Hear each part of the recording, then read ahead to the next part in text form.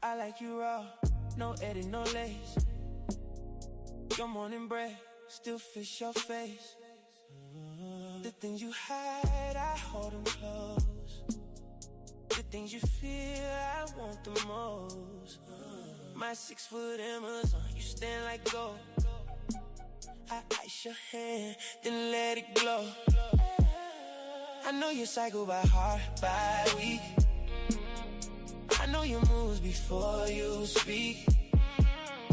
You make me proud just walking in. Slim black dress and that soft grin. Don't change for me. I like the truth, the real you. Pulls me through, don't shower, baby. Let it stay on you. Don't shower, baby. Taste the real you. Don't shower, baby. I wanna taste the real you. Don't shower, baby. I wanna taste the real you. I'm yours, baby. Mark your territory. I'm yours, baby. That's my glory. You my Baccarat rouge, stick on my skin. You my Baccarat rouge, I'm gone again. Yeah. You the prize, you the trophy too. When you're near me, I look good through you. Tinted windows, Range Rover glide. Late night rose with you by my side. I'm honored, baby, to love you right. To hold you down and guard your light. I love your flaws, I love your mess. The parts you hide, I love them best. I want my face to smell like you. It's not my face, it's yours now too. Mark my face, don't miss a spot. Say I'm yours, mean a lot. For me, I like the truth, the real you. Pulls me through, don't shower, baby. Let it stay on you. Don't shower, baby. Yeah. I wanna taste the real you. Don't shower, baby. I wanna taste the real you. Don't shower, baby.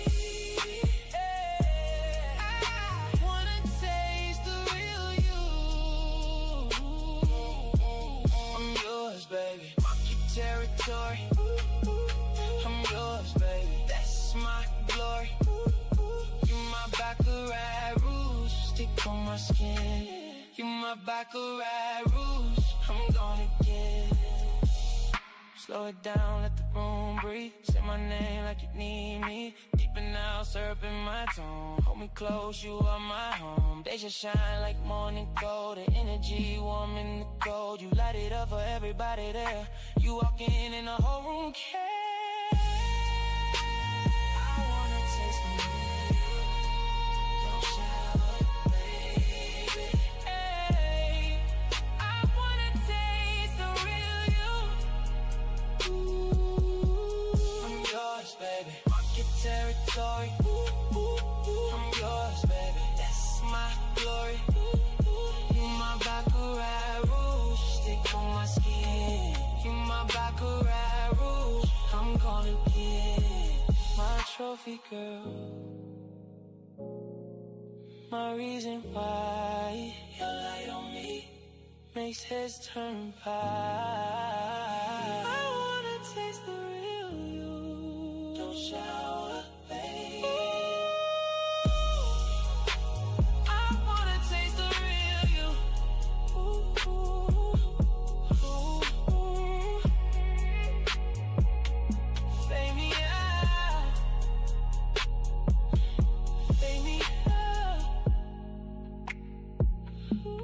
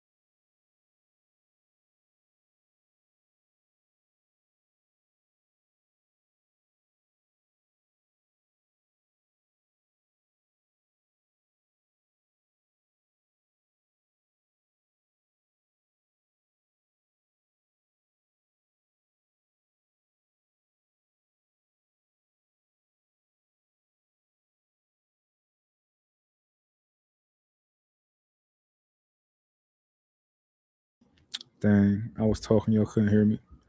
But how everybody doing today? This is going to be one of the quicker shows that we have because I got a lot of creative things I want to do today. So it's gonna be one of the quicker shows, about an hour, hour and a half. Um, but allow me to add the guest to the stage. We're gonna talk about relationships and when a woman is no longer enjoying the sex. With her man.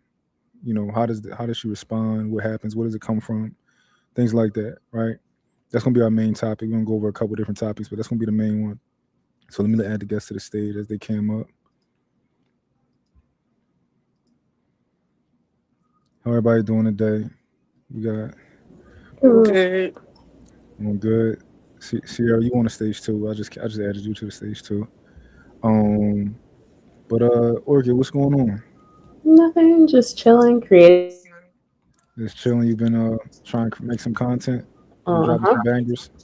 Yeah, yeah. Yeah, One go viral this week on TikTok, so that was great.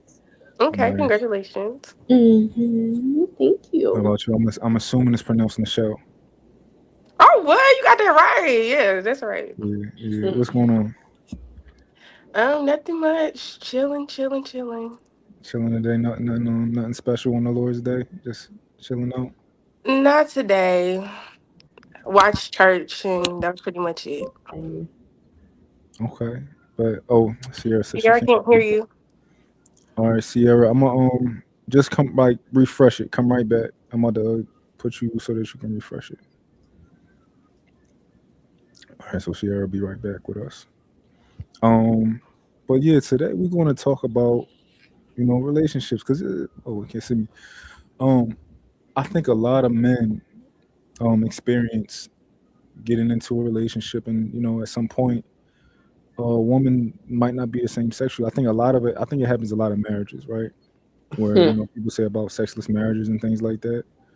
So I'm curious. Where does it start from? I saw a video that prompted me to have this conversation.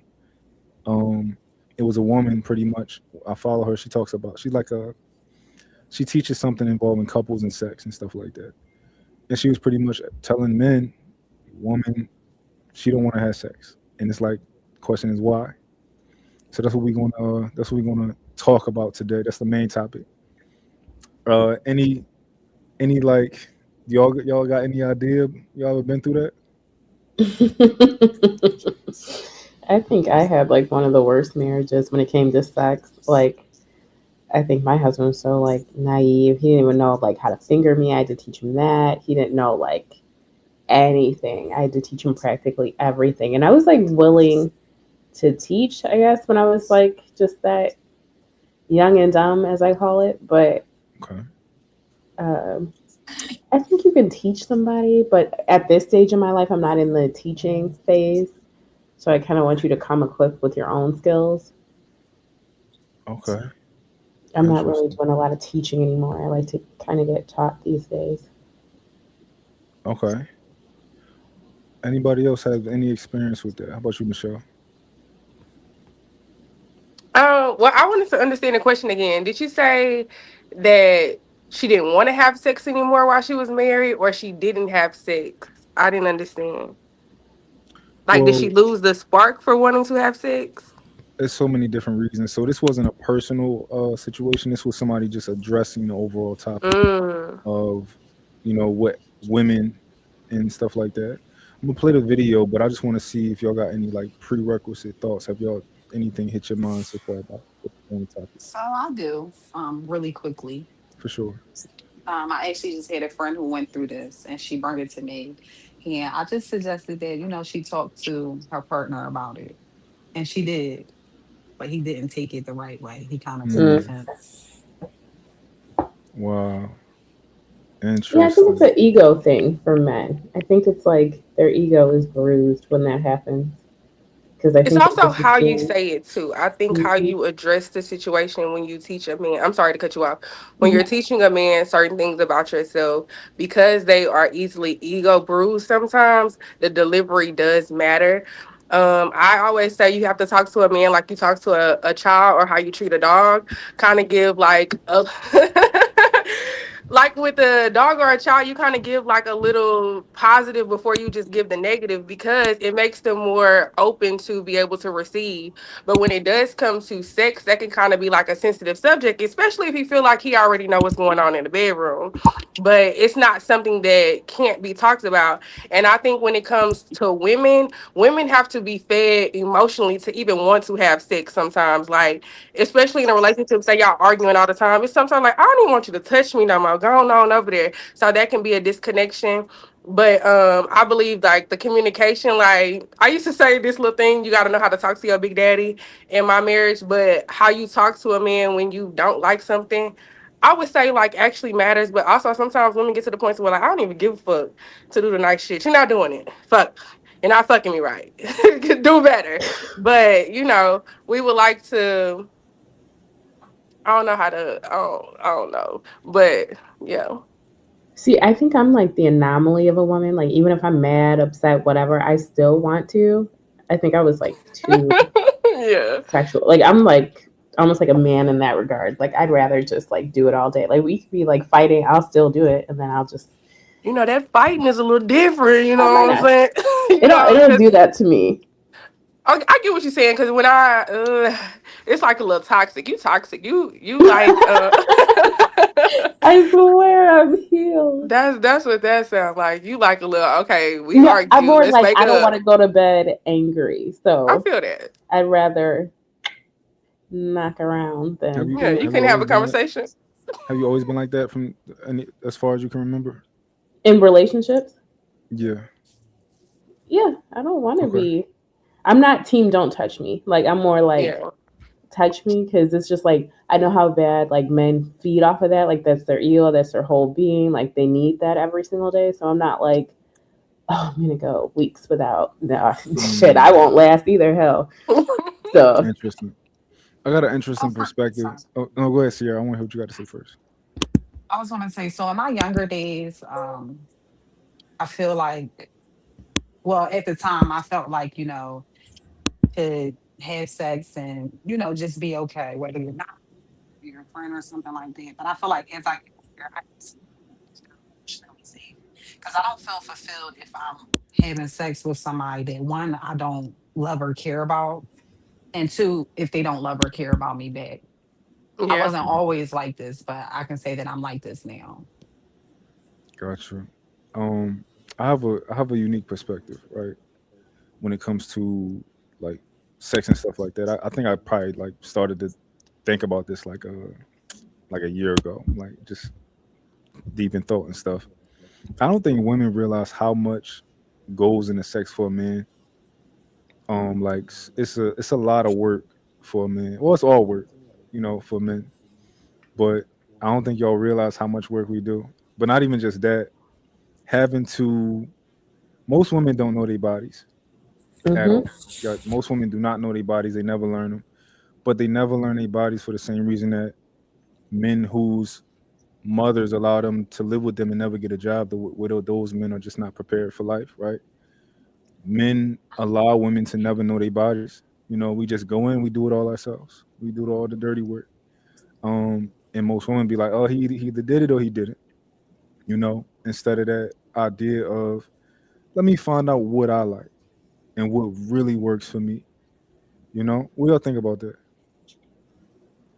I think that's kind of true, but I explored myself enough to know what I like and don't like, so I've I never Okay. come like, a little prepared.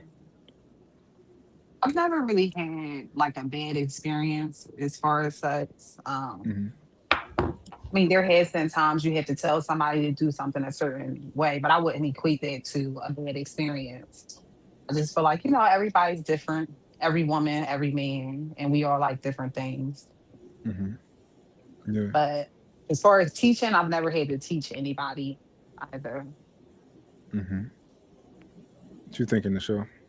I would say I had to learn myself.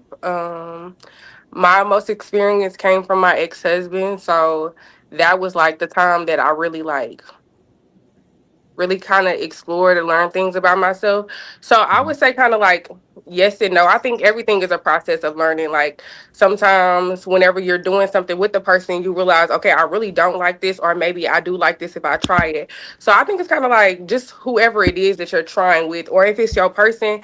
I don't think a man that really wants to be there doesn't mind teaching you, and same vice versa. So it's kind of like, Mhm. I think I'm premature still learning this type of stuff because I'm newly Yeah. divorced too. So like I'll just be chilling. Okay. I'm about to play this video. See what y'all think. In a second. Bad. Have both of you guys been married before? All right. Michelle and Orchid? Wait, say that again. I said, have both of you been married before? Yes. Yes, sir. Unfortunately, Okay, I've never been married. I would like to one day though. just wait a little bit. Get a little season. All right. Well, here it's about to play now. Reason that women do not initiate sex is because and I'm another reason that women do not initiate sex is because and I'm going to hold your hand when I say this. It's because it's not sex worth having. No one is going to seek and initiate sex when it's not good. And a lot of times women are not enjoying the type of sex that they're having in their relationships, and they do not have the heart to tell you. Now, I'm not saying you're, as a man, you're doing something wrong. I'm not pointing fingers. This is a we problem. And this is a communication problem because, one, if at any point she stops enjoying sex and the sex starts dwindling down in frequency, yes, it is her responsibility to come tell you, like, hey, I think we need to have a conversation. It's something that is sensitive, and I really want to share this with you because I want us to be able to both show up sexually for what we need for each other, right? But if she comes to you and says that, you need to be receptive to that information. She doesn't need to be met with some type of attack, shut down, gaslight, whatever the case is. Communication takes two parties. It takes the deliverer and it takes the receiver. So if you've created an environment in that home to where she can't express something to you without you getting upset, without you shutting down for 4 days, not talking to her, then yes, she is not going to tell you something of this high sensitivity. So you have to think, what type of communication do we have in our relationship? Is it conducive to being able to fix problems? You speed through foreplay. She doesn't have a chance for her body to get involved. You know, the climax is few and far between. We've heard about the orgasm gap, right? You leave feeling even more disconnected from each other. This is why it's important to know what is the motivation to be having sex with each other. Is it to simply just climax? Okay, cool. Is it to feel closer to each other and to leave feeling more connected with one another? These are real things. There's different motivations for each person as to why they want to engage in sex. And so knowing your partner's motivation is extremely important. It's not something that you just assume, like, well, I just assumed that we both wanted a nut. No, overall, what is this? How do I want to feel after having sex with my partner? These are important conversations that we need to start having in the home. Point. Use this video as What are your thoughts on That's that? it.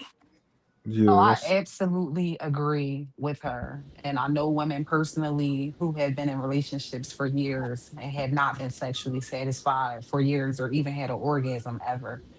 I do Mm. feel like part of the problem is a lot of women are scared to speak up to men.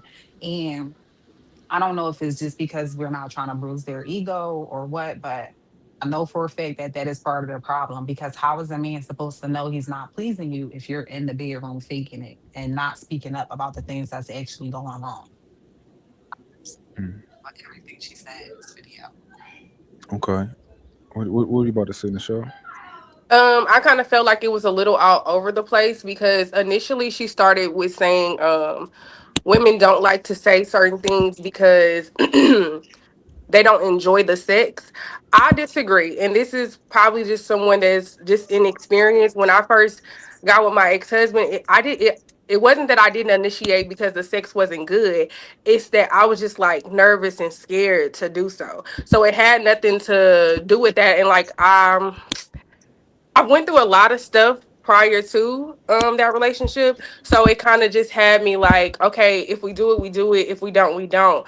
But like the more we were together, the more comfortable I became. So I feel like that becomes a that it takes a factor of knowing who you're dealing with and knowing your person. And it's not just like, oh, just in the bedroom, outside of the bedroom, understanding her why or his why. Um, I did agree with the not wanting to speak up, but I feel like when a man makes you comfortable, it's kind of easy to speak up.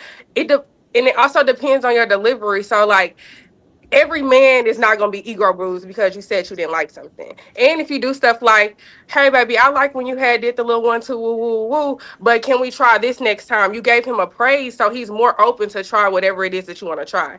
Or like I don't know. I think it was a little all over the place for me because it was like a lot of points to where like, okay, I can agree, but it's like one of those I agree to disagree. Okay. What you think, Orchid? To me, it's like a communication thing too. You Hmm. got to be able to like openly communicate and know your own body, because a lot of people, they really don't. Like for me, I knew I was unsatisfied in my marriage because I know my body, so I know what I like and what I don't like. Plus, two, to me, I think it starts way before you even hit a bedroom. Like you got to be, Yep. especially if you're married or like long term, you have to like do things that'll spice it up. Like I'm like the type, I'll go to dinner with you with no panties on, and like let you like fondle me in the car, or like do something in the car and all this and that. Like you have to keep it like fun. You can't just be like boring as fuck. I don't know. I don't get that. I've been like since that marriage, I've been having the best sex of my life. So, I mean, I don't know. I can't relate now, but then I think it was more of being like a people pleaser and just not like speaking up enough. Just Mm, wanting to stroke an ego and not have a conflict. But yeah, I it think didn't end well. I think yeah, I liked a lot of what she said. And also I think it was very important and key when she spoke about motivation for having sex. Right? I think that's extremely important because I've noticed over the years, like from me being younger, my entire motivation was like I just wanted women to walk away and never forget me, right? And just be, uh, just want to be with me, right? That was my goal when I was younger, but um, very egocentric, right? And now it's like I want to connect. That's my whole goal. Just want to be close. So I think that's extremely important. Like if somebody's coming into sex and they want to, one person is like, yo, I just want to be present, and the other person is like, I'm trying to get a nut off. Like what we doing, right? Like they should definitely. That's That's something not that you should allowed. understand. You Yeah, know, because is it? Are we just having sex with anybody, or are we talking about with our but person? Because I feel like that we matters talking too. And about in a it. Yeah. relationship, emotional standpoint, I feel like it's kind of high when a woman is really. For me, I'm gonna say when I'm really into a person, yeah, I've had the toxic moments where we argue, ooh, it's heated, we have sex, but sometimes when the arguments are repetitive, the emotional kind of the emotions are kind of disconnected to where I don't even want to be touched, I don't want to be bothered, I don't want to have that. So connection is key in certain situations because at this point now we just hunching just to hunch because we're in the same household, and that no, that starts to feel like a chore rather than being actually pleased by your person. Like, oh, I have to do this because we're together, this has to be done. But it also comes with the communication barrier because sometimes men feel like sex fix everything. Whole time his woman can still be like, nigga, I still got some stuff that I still feel from the last thing. So basically, she just did something to fulfill him. But if we're not communicating properly or the connection isn't there, because sometimes even in relationships, the connection can die, but it's something that needs to be fixed within that situation to where you all can get back on one accord again. And I'm with Sierra. It's not alignment. We're just doing it just to do it. We're no longer aligned with each other. And at that point, we need to move on. No sex ties, like, I don't know. I believe in soul ties and all that. Mm, Mm-mm. I think that's where being emotionally safe plays a key role in this Mm-hmm. too. Because, like I said earlier, I absolutely have to feel emotionally safe to give my body to somebody. I feel good having sex under any other circumstance. And another thing that I wanted to piggyback off of in the video, when she was saying, when she was talking about foreplay and things like that, I do feel like knowing how to have sex is key. You know, because you can know how to have sex and somebody can know how to have sex, and it could work once y'all do decide to have sex with each other. But we have to speak up. And I do feel like, men should probably check in too. Like, hey, did you like this? Did you enjoy this? Or something like that. I think that's dope. That's actually a lot of people don't talk. I think we. I don't I know think why people are scared to communicate with each other. I think this is such a taboo subject. I don't know, like somebody I was intimate with a few days ago. Like we had a little like check in. It's an ex. We might spin that block. I don't know. Then I'll see. I'll see because I'm trying to make a million. I don't know. I don't need to be distracted. But like we had a good little talk, a good little check in, and but I'm like open like that. So like you can say anything or any fantasy that you have. Like I'm just more open. But it has to be communication, and I think it might help too that he's like a therapist, and then I'm a psychology girly Mhm. myself, so it might help. But you just I don't know. You have to be like open and willing to explore your own body and like talk about those things like masturbation, all of that. It should all be like on the table. Got you. Julissa, both of them work, right? Or which one you prefer? Jaleesa. Julissa. Did you get a chance to watch the video at all? I didn't. I just got in. Okay, I'm gonna play it again for you so you can Okay. check it out. Let me put it back up.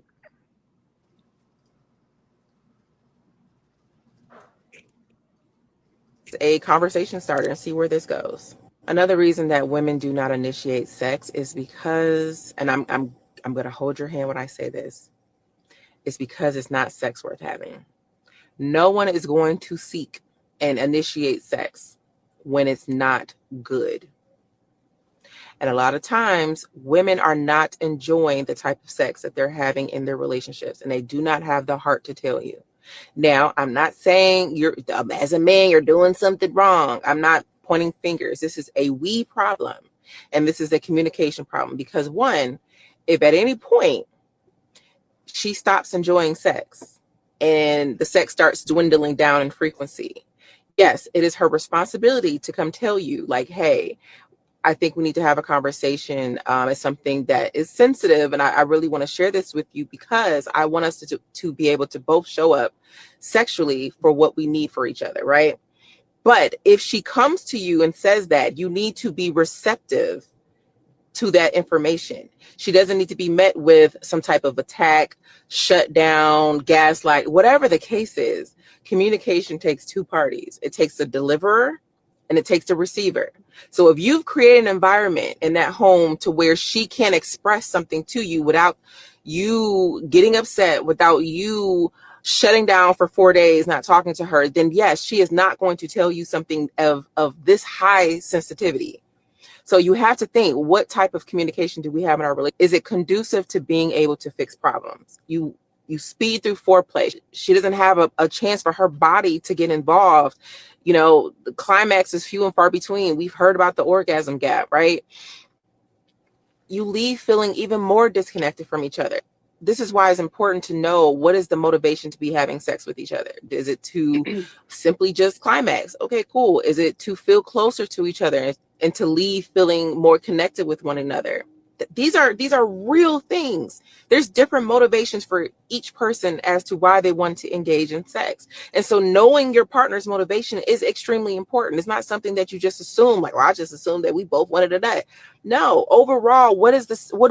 How do I want to feel after having sex with my partner? These are important conversations that we need to start having in the home.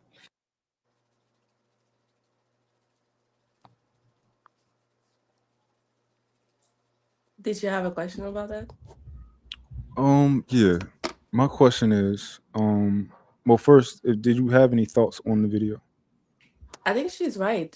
I think that we like a lot of couples, not maybe not all, but I have experienced not being satisfied sexually and not being able to talk about it. And if I talk about it, then I'm met with ego, aggressivity. Then you're the problem. You should be the one like getting there. And I think it's easier for men to, get there. Like you guys just have to get up and enter and come. And we need a little bit more, a little bit more time, a little bit more passion and stuff like that. And yeah, so I agree that it's very important to have these conversations so both parties can be satisfied at all time. And I understand that men that might not want to do the whole shebang all the time. Sometimes like quickies are good too. But yeah, these conversations should be happening and both parties should be open to listening so both can be satisfied. I want to. Interesting. No, go I was ahead, gonna say, Nisha. I want to add, like, after listening to it again, she said something about foreplay and how foreplay is quick. I also think foreplay starts before getting into the bedroom. Like, if we're a couple or we're somebody that's interested in each other, foreplay should be like small gestures that, like, y'all do to each other. Maybe a little flirting, banter, a little touch, a little kiss on the neck, like, just small things throughout the day to, like, let you know, like, okay, like, you on my mind, baby. Like, you looking good, compliments. I feel like women, all women love certain type of compliments. To where like she feeling good to where like later on, she probably finna do you more than you finna do her because y'all have already like poured into each other prior to we finna get in the bedroom, boom, boom, boom, we done. He's satisfied. I'm sitting there looking crazy. Foreplay starts in the morning time till the bedroom time. Just small things, small words of affirmation, small motivation, making each other feel good. And then, it'll be a little easier in the bedrooms where with a little kiss, little peck, we do what we do, and then we continue to go on. I don't know. I have a question. Mm, okay. Just a question. In terms of initiating sex, when it comes to the very first time that you and your partner is about to have sex, who do you think should initiate it and why? I can We share saying my answer. very first time as far as like the first time y'all ever have sex together. Yes. Who do you think should initiate it? You or her, and why? I'm gonna tell you what I think. I think in terms of talking about sex in general and bringing that up, I think that should be the woman. If you like her, I'd rather her start with that energy. But as far as like physically getting into it, I think the man should. It's his job. Well, I'm not gonna say it's his job, but I think that's probably something that most women would be more comfortable with him doing it and them kind of just feeding off his energy. So for me, well, hold on. Do y'all have y'all answers for that? I just think that men shouldn't talk about it. The ones that don't talk about it be the ones that can get it, in my experience. Like if you never like you don't have to like bring it up and just be like I'm horny all the time. Like I know you're horny. I know you're not taking me out to dinner because you want to like gaze in my eyes and you notice my brain from a million miles away. But like the less that you talk about it and it's just a vibe, the quicker we'll probably end up hooking up. So I like for like men to be easy, like be like be easy, like not too much, and then Excuse my baby. I'll I don't know. I think I'm an initiator. But I like men I to was initiate. I'm just a. It's just the vibe. It just has to be there. I would The say chemistry has to be there. most women will probably be comfortable like initiating like okay even if a kiss if we start kissing or I kiss you first or like the feelings are mutual and then like you finish from there to where I don't know I feel like let me consent to say this is what I want to do rather than you just trying to do it like let the vibe already be there in play to where like okay this is about to happen but the talking about it, like, oh, this is what we finna do, it starts to feel like that's the only reason why you're trying to pursue, or that's the only reason why you're talking to me because sex is the end goal. But like if it's something like we're mutual and like in the moment, we gazing in I'm a book reader, so I'm probably going a little deep. We Me gazing in each too. other.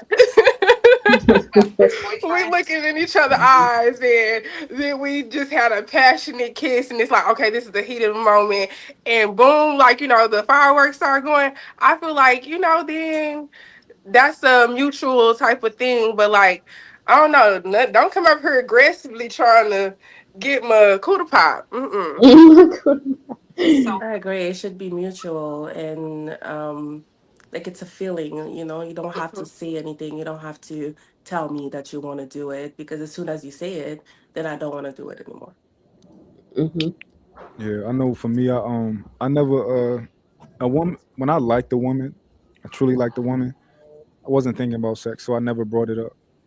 And I didn't want to turn her off, but I didn't want her to think that I was thinking about sex. So I always waited for them to kind of put sexual energy out there, and once they put it out there, I'll take it over, right?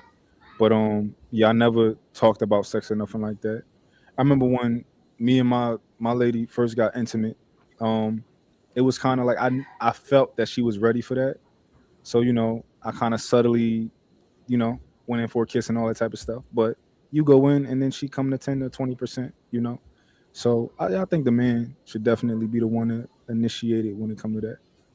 You should know by for the me, cues too. I always say like if we're like on a date and I'm like leaning in and I'm haha, laugh me out my drawers pretty much through my mind, like you got a fair chance. So you should be able to like pick up on the cues too, versus just being like oblivious.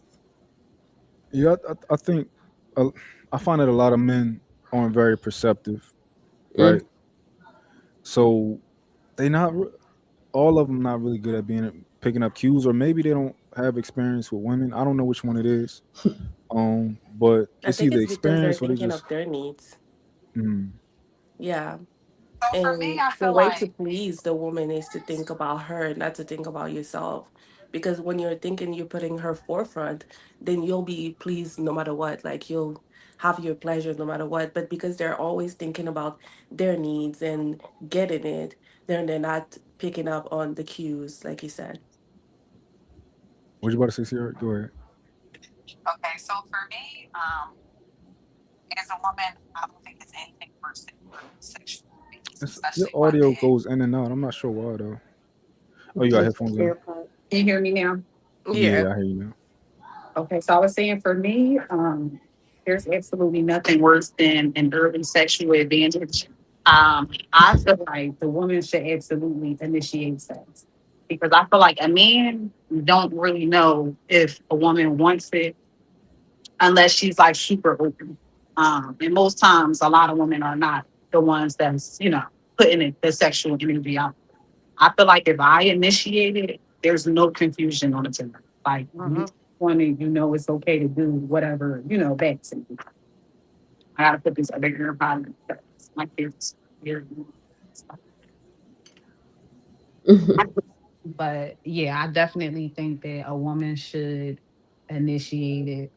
And I just feel like when the woman does initiate it, it just takes confusion or anything off the table. Mhm. That's true. However, I don't think. But men are Why like are you confused? hunters. Yeah, like why are you? Why is he confused? Like why you should like the cues are very easy. You know, it's like I kiss you, you kiss me back. Oh, you kiss me back passionately.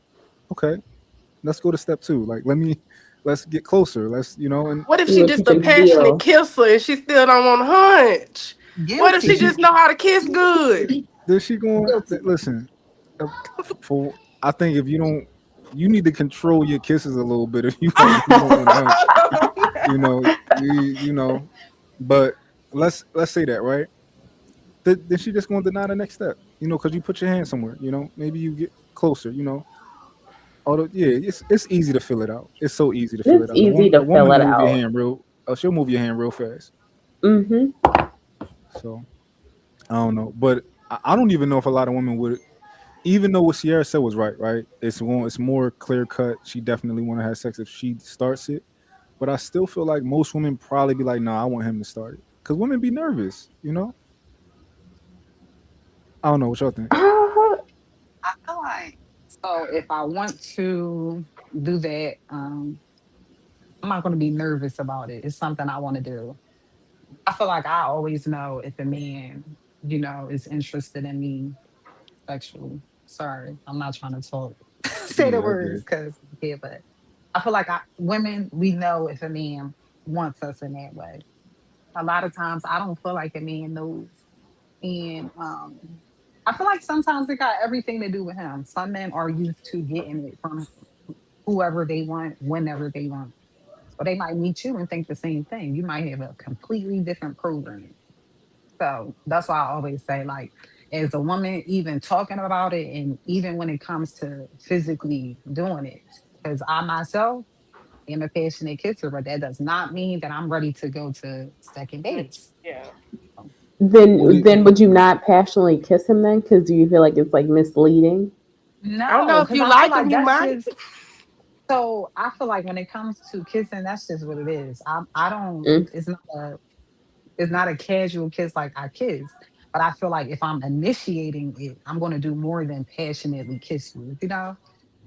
If I y'all think picking up I'm what gonna it's I'm I'm gonna saying, I'm gonna levels. do some type of movement or some type of touch, like while I'm doing this grab passionate kick. You something know or what I'm tug But at saying? do you, don't Yeah. you something. think though when you get to the point of kissing, then at that point you want to share your body with that person? Because then why are you? Not Well, no. necessarily. Not necessarily. But so I Mm, think that it's levels to passionate kissing, right? It's mm, levels to it, right? But the level that I'm talking about is like y'all know when that you when she when you're kiss you just and then her body do the like this wave when she kiss you, right? It's like oh, hmm like she almost about to It's You get feel on a little top time. of you. heat coming from her. Yeah, like you, It's yeah, time. like Mm-hmm. that's a different type of passionate kiss versus like our first versus like maybe y'all went on a lot of a certain number of nice dates and she's very comfortable with you and she just wants to kiss. That's different, right? Versus Mm-hmm. like you can feel it when she's like ready to like, you know. At least I think so. I could be wrong. I ain't been single in 6 years, so I don't know. I don't remember. But Done. yeah, And I I don't take know. your Would y'all iPad and feel go upstairs. comfortable having it started, or what y'all think? I to me, if I absolutely put my wouldn't. mouth on you, I want to do something to you. Like I'm not really gonna put my mouth on you if it's not like to that point. I don't know. I It's used to be a kisser. I kiss for hours and we ain't doing nothing. Just to See, kiss. no, because then I'll be the type I'll get up mad because I'm like, what the fuck are we doing here? Like, Mhm. what is that gonna do?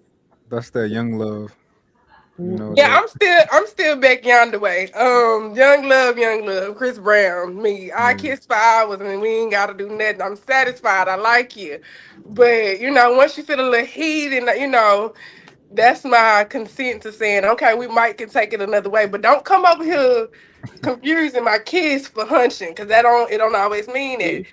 When I get to touching something, that might mean I'm trying to get wrong. Other than that, I'm a little scary. I'm Yeah, well, definitely I feel with like her when on you, that. Like, I like to kiss, and like, especially if both of y'all know how to kiss, like, your lips go well together. So I like to do the kissing and all that, but that doesn't mean like we're going anywhere with that. Like, I just love to kiss. Mm-hmm. So, yeah. same. Same. Mm. And Okay. when I say initiate, I really mean actually initiate. I don't think a kiss initiates sex. I think other things. Kids upstairs now. I think other things initiate sex, tugging on his belt or feeling on him and things like Mm-hmm. that. Those are clear indicators that I want you Mm. to have me. So Okay. But the thing is, I So might feel on it just to see what you got going on and not want to go there still. oh oh Who that oh did? I oh oh no, I want to baby, know Wait, what we about no. to do maybe next time. so Like, the I want to field know test what is real. you got down there. The That's yeah, I field get what test you're is saying. real. Have wrong. you ever realized that you felt and then you were like, damn it, like I fucked up? Because you're already at that I've point where you're done like, that. okay, we're gonna do something, and then you're like, with No, what? because like it's giving like you have like that little excitement for next time, I feel. I'm Oh learning, no, I was y'all. thinking of in terms of like you're I'm testing to see if Build it's up. like worth to even go that far with. not gonna tug or touch nothing if I'm not ready for it. In my younger days, I definitely used to be like, let me see, what I'm working with. But however, I do think if you love and care about somebody, the sex just feels different. So, me I personally, I would hate. Sorry, go ahead. no, I was about to say Jaleesa on to something. Now. Like I remember that feeling of like a build up of okay, we didn't do it today, right? But Mm. maybe the next time, or maybe the time after that, like that build up does make it better. But it's all about Yeah. if you had that patience. Yeah. Mm. So I don't know. Mm. Do I had an Julie? older man do me like that, like build me up. Yeah. It like that was probably one of the most like explosive orgasms of my fucking life. Like it went from like dinner. Oh, I love how she got interested. Okay, so I'll tell you. So like this is probably like one of the ones that I put in the book. But like he went from like we went like what do you call that? Like electric bike riding or something. And he had like kind of filled me up before that, like at his house. And then we went like electric bike riding. Then when we came back, he's like, "Oh, are you hungry?" And then like he was like making me something to eat. And we're sitting there at the little table outside. And then he like passionately kissed me and like fingered me a little bit and like got me literally like right there. And then just goes and sits down all casually and was like, "Okay, now we're gonna eat." And then like after that, he's like, "Oh, are you satiated?" And he's like, "Okay." Like, and then we just started doing something else. And then I be reading next thing about you know, like this. This time I ain't went never known by. somebody did this for real. Yeah, this is real. And then time went by, and he like took me into the room, and I'm telling you, that was probably one of the most explosive. It was daytime days of Mm. my life. It was so amazing. Shout out to that man. He's amazing. Great Fellas, guy. take Mm. notes. Still his Shout out moves. to that man. Shout out Yeah. to that man. He's I be reading amazing. about them type of men. I never knew. I had just watched this video. It was like this viral video that was like, "You've never had a man hit the bottom or whatever." She was talking about like the bottom or this or that. That day, I experienced Mm. what that lady was fucking talking about. Like like praise God to that man. That still does something to my soul when I think about him. Shout out to him. Shout Damn out to that. him. I mean, it sucks for your future husband, but shout out to him. You say you still think about that man. Golly. He still gives me chills. I just like I write like how I told you I was like writing the book, but like his part I got paused on. Okay. Like it's yeah. Wait, Yeah. you Well, writing a book about your experience? Experiences, yeah. Oh, that's some shit. Hold on now. Yeah. I Hold on. paused on him. He was A1. I'm not even gonna lie. He's different. I don't know how to Hmm. explain him. I'm red now, like just thinking about him. Like he was different. you said he was older, right? How old He was was older. He was 63. he? And at the time, I think I was like He's 28, I experienced, want to man. say. Yeah, that's that experience because Of course. I remember that I do believe that my best time with someone was with someone older and he had like that experience and I haven't forgotten about him either. Like best eater, best Best everything. year. Yeah. And he'll make sure that you get there. Like that's that passion, like that patience, sorry. That he has like that Yeah. patience to make sure that you're good before he gets good. I think These are Oh, that's my what notes. makes sex very like, powerful for yes. women. He was like, Older Interesting. I want to say older he was like my men. Hold on, I start gotta put it in my notes. Older men. in their 60s. I'm telling you, it's something in their 60s. They peak. It's something that happens with them. They are like so nasty. It's That's something that crazy. happens with Cause I them. keep And My hearing, I keep mother is hearing in that. her Every 60s. time I hear women talk about older men, they keep saying they can't get it up and all this other type of stuff. I've never had that experience. He was not that old for me. It was probably like 35 and I was in my 20s. Okay. Mm. Mm-mm. Yeah. No, I like the senior citizens. I do. Jesus. And Come y'all on, think man. it was because of their experience and just was it passion? They just take their time. Did it feel like they wanted to like be there, or they were more concerned about you than them? Oh, that I Yes. think that makes a difference too. Yeah. Like when you're like it's like you want to eat me because you just want to devour me. Now, mind you, we had went bike riding like before this, so like no shower in between, no nothing. Like he was like eating me out. Like this is the last He's meal. nasty. Shout out to him. Yeah, he's Yeah. awesome. So like, I mean, natural pheromones, everything. Didn't give a damn. Like it was. I don't know. That was a fucking time. It was just like something.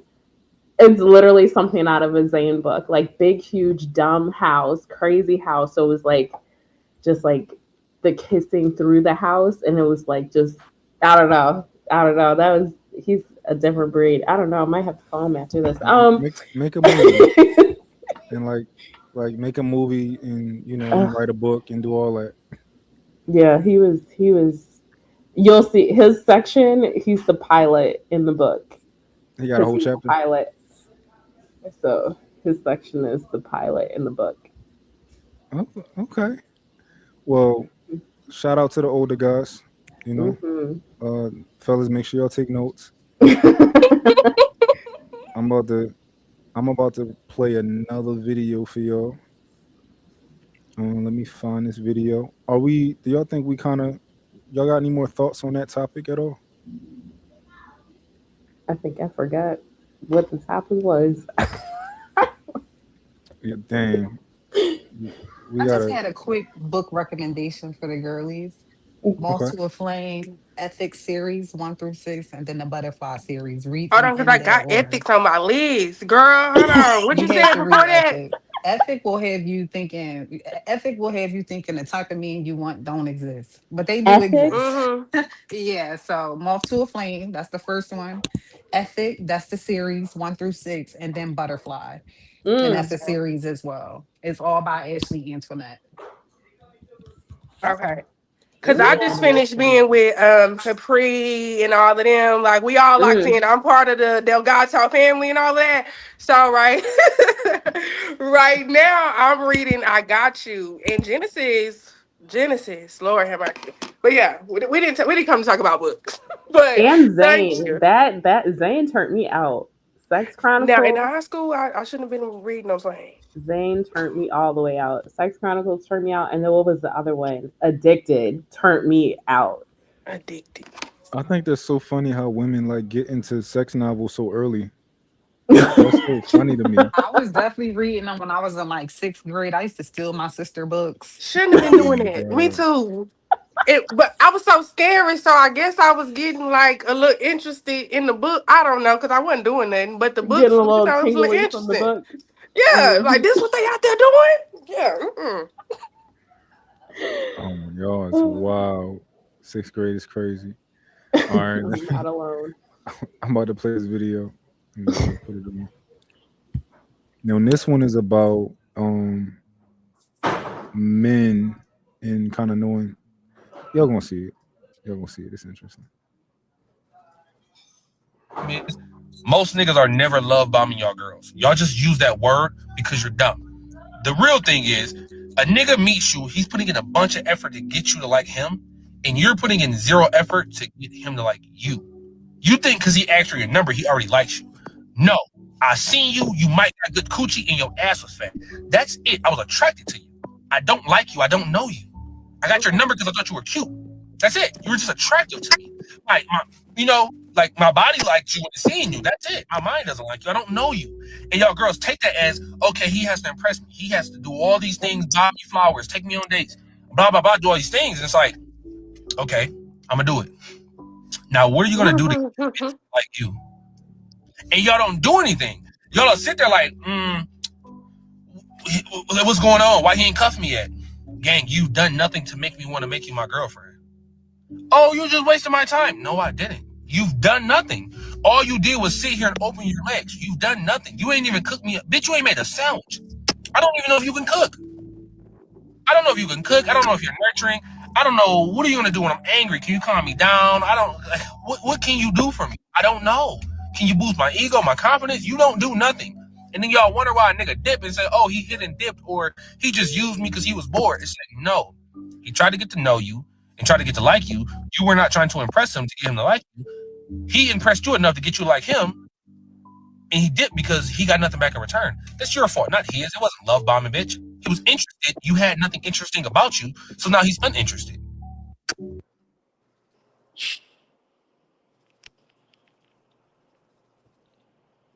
Are we ready to dissect? I found that video to be interesting because it made me think. It made me think about it. I'm like, okay, so a man he meets you and he asks for your number, all that type of stuff, right? He's attracted to you, but yeah, it is a difference between being attracted to somebody and liking somebody. And it's like, But even though a man is doing all these things, taking you on dates and all these type of things, that still doesn't mean he likes you yet. Just means he's still attracted to you. So I thought it was interesting. Like when he spoke about, I guess like what do you are you showing him that why he should like you. I don't know. What are your thoughts initially when watching that? So I think That's interest goes both ways. I feel like if a man is showing you he's interested and if you like him back, I feel like you should show him that you're interested too. A lot of times, not a lot of times, but just from situations I've experienced, like not personally myself or, maybe through somebody else. I feel like a lot of times girls think, yeah, he liked me, he loved me because he was the one to, come for me. He was the one to beg me, but that's not always true. Um, there's been times I've went after men and, we might have started talking, but later on down the line, I'm like, oh, actually, I don't like you. As far as like when he was talking about getting her number initially, I don't think no man, unless you're in an environment with the woman and where she's allowed to show her character and you can see how she moves and how she acts with other people. Outside of that, I don't think no man has looked at a woman and was like, "Oh, she might have a good heart. I might like the way her mind works. Let me go beg her." I think it's always attraction hmm when you first see somebody. Hmm. Absolutely. Plus, too, he seems emotionally unstable and insecure. Yeah. Because when Yeah, you you refer to know. women as He a was bitch, doing I too stopped much. listening to you anyway. So I don't even know what the fuck he said after he said the bitch word. But He Yeah. was left field, but he was basically saying, if I'm showing you that I like you, if I'm taking you on dates and letting you know I'm interested, you know, are you letting me know you're interested? What are you doing for me to like you back, basically? me showing up is the interest. The fuck? No, Oh, girl, you got to be a little bit more real quick. specific. So But he real has to quick, have I these conversation with that person. I don't understand like what happened in Like, this what you want me situation to that do? makes him like trip like that. But like you have to have these conversation and you can talk about, oh, I don't know how you can hold me down. You have to go through season of things happening in each other's life for you to be able to see how someone will hold you down. So I don't understand what he was talking about. I Well, I think think if I that's can give clarification, right? So I know he was using pretty vulgar language, right? But I have a colloquial background, right? And I sense that he's not stupid. I sense that he actually knows how to talk. But I think he just was, speaking in, colloquialism when he was He speaking know it how right to there. draw the people attention with his Yeah, yeah. yeah, Controversy right. sells. Yeah. So I think what he was saying is like, all right, you meet a girl, you do these things, you take her on dates, you kind of like woo her a little bit, and then eventually it's like, all right, y'all probably have sex or whatever, and you're like, it's nothing else here for me, right? And a woman's Uh, perspective will be, you love bombing, you did this, you did that, and he's like, no, I didn't like you. It, Also, not to I cut you would. off, but I have learned from being a big sister and paying attention to my father. Just because a man is attracted to you, like he said, it doesn't mean that they like you. And men will lose the attraction if the cooter pop is not good. Like some men will go off of, okay, it looked good, and then he'll do everything to get you. Once he gets you in the bedroom, the cooter pop not good. And now you looking like, oh, he ghosted me. No, the cooter pop wasn't to his standards. So it's like, or even if it was to his standards, he got that, but he didn't see anything within you to take it any further. You had no characteristics that make him be like, okay, I want to get out this girl, or she made me feel like this. Even like small things, words of affirmation, or however the conversation is while y'all are talking. Men are paying attention to the things that we never think that they're paying attention to. Hmm. And sometimes once they get to the cookie, it's like, okay, bitch, you got my prize. I'm gonna go ahead and woo woo woo. And that's basically what he was saying in the video. Like, even though he used the word bitch, like that's exactly what he mean. Like, bitch, I did what I came to do. You ain't really show me nothing. Shit, I'm finna ghost on you. Like, we did what we needed to do. What did you do for me?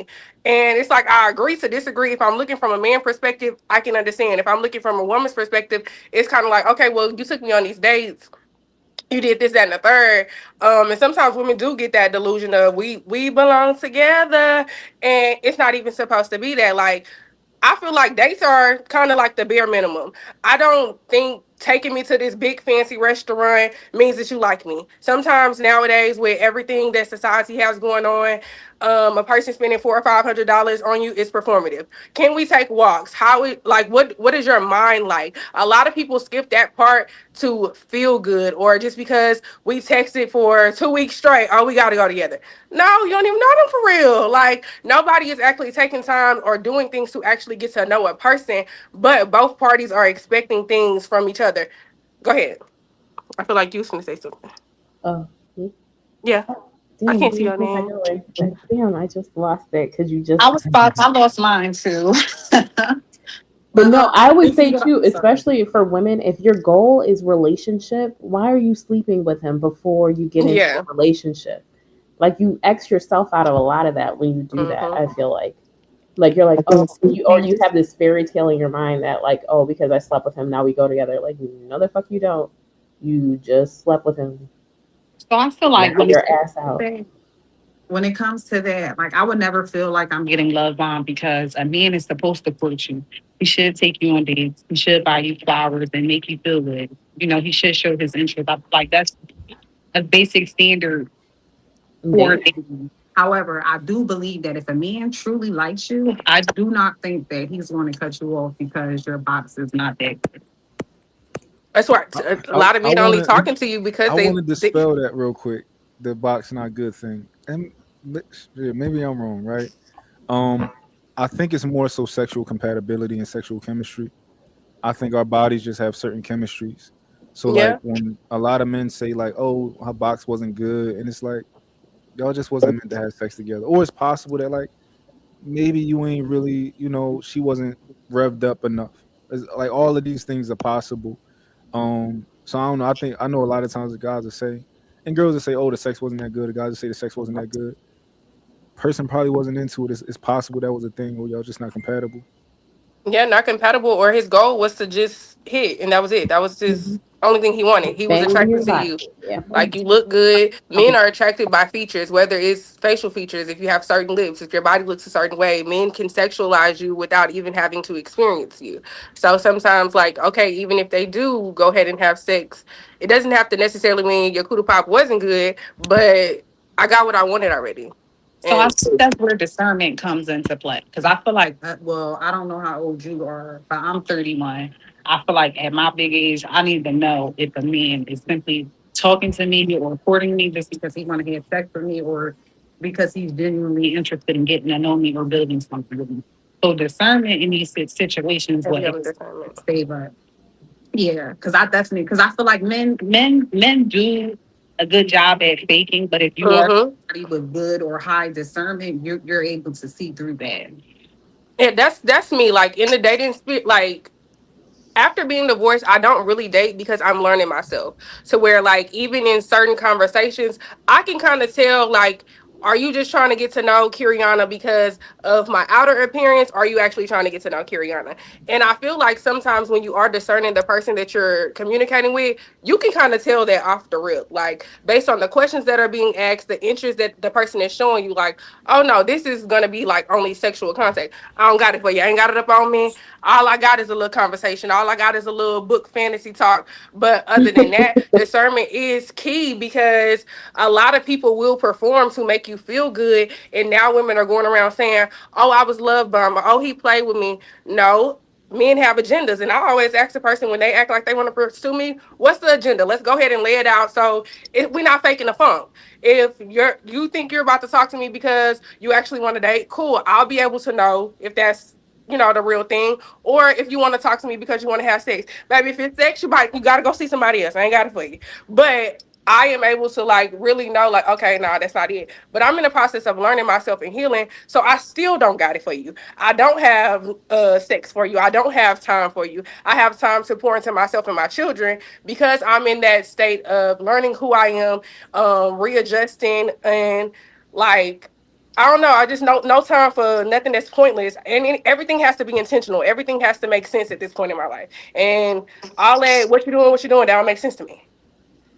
Like Question: Do men really be finessing, or do y'all just not ask, or like or do men like be pretty much finessing their way into the box?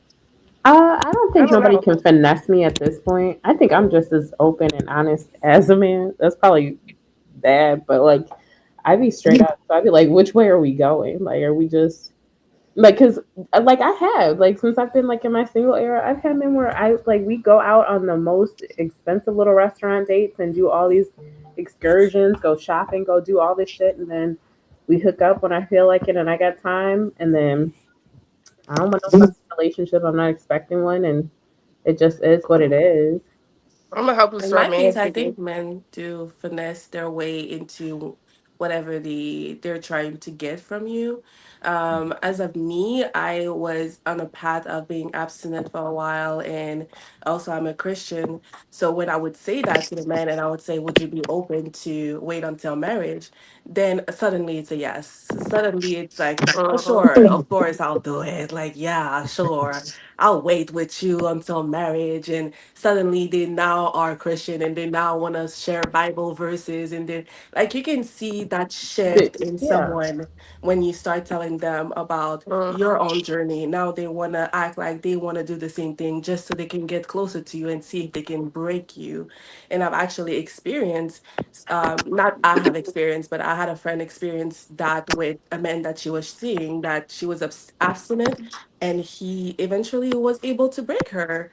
But by faking, that he wanted to wait until marriage, but he was able to, get it. So yeah, I do believe that men lie to get what they want and Mm. to get into your pants, but doesn't work with me anymore.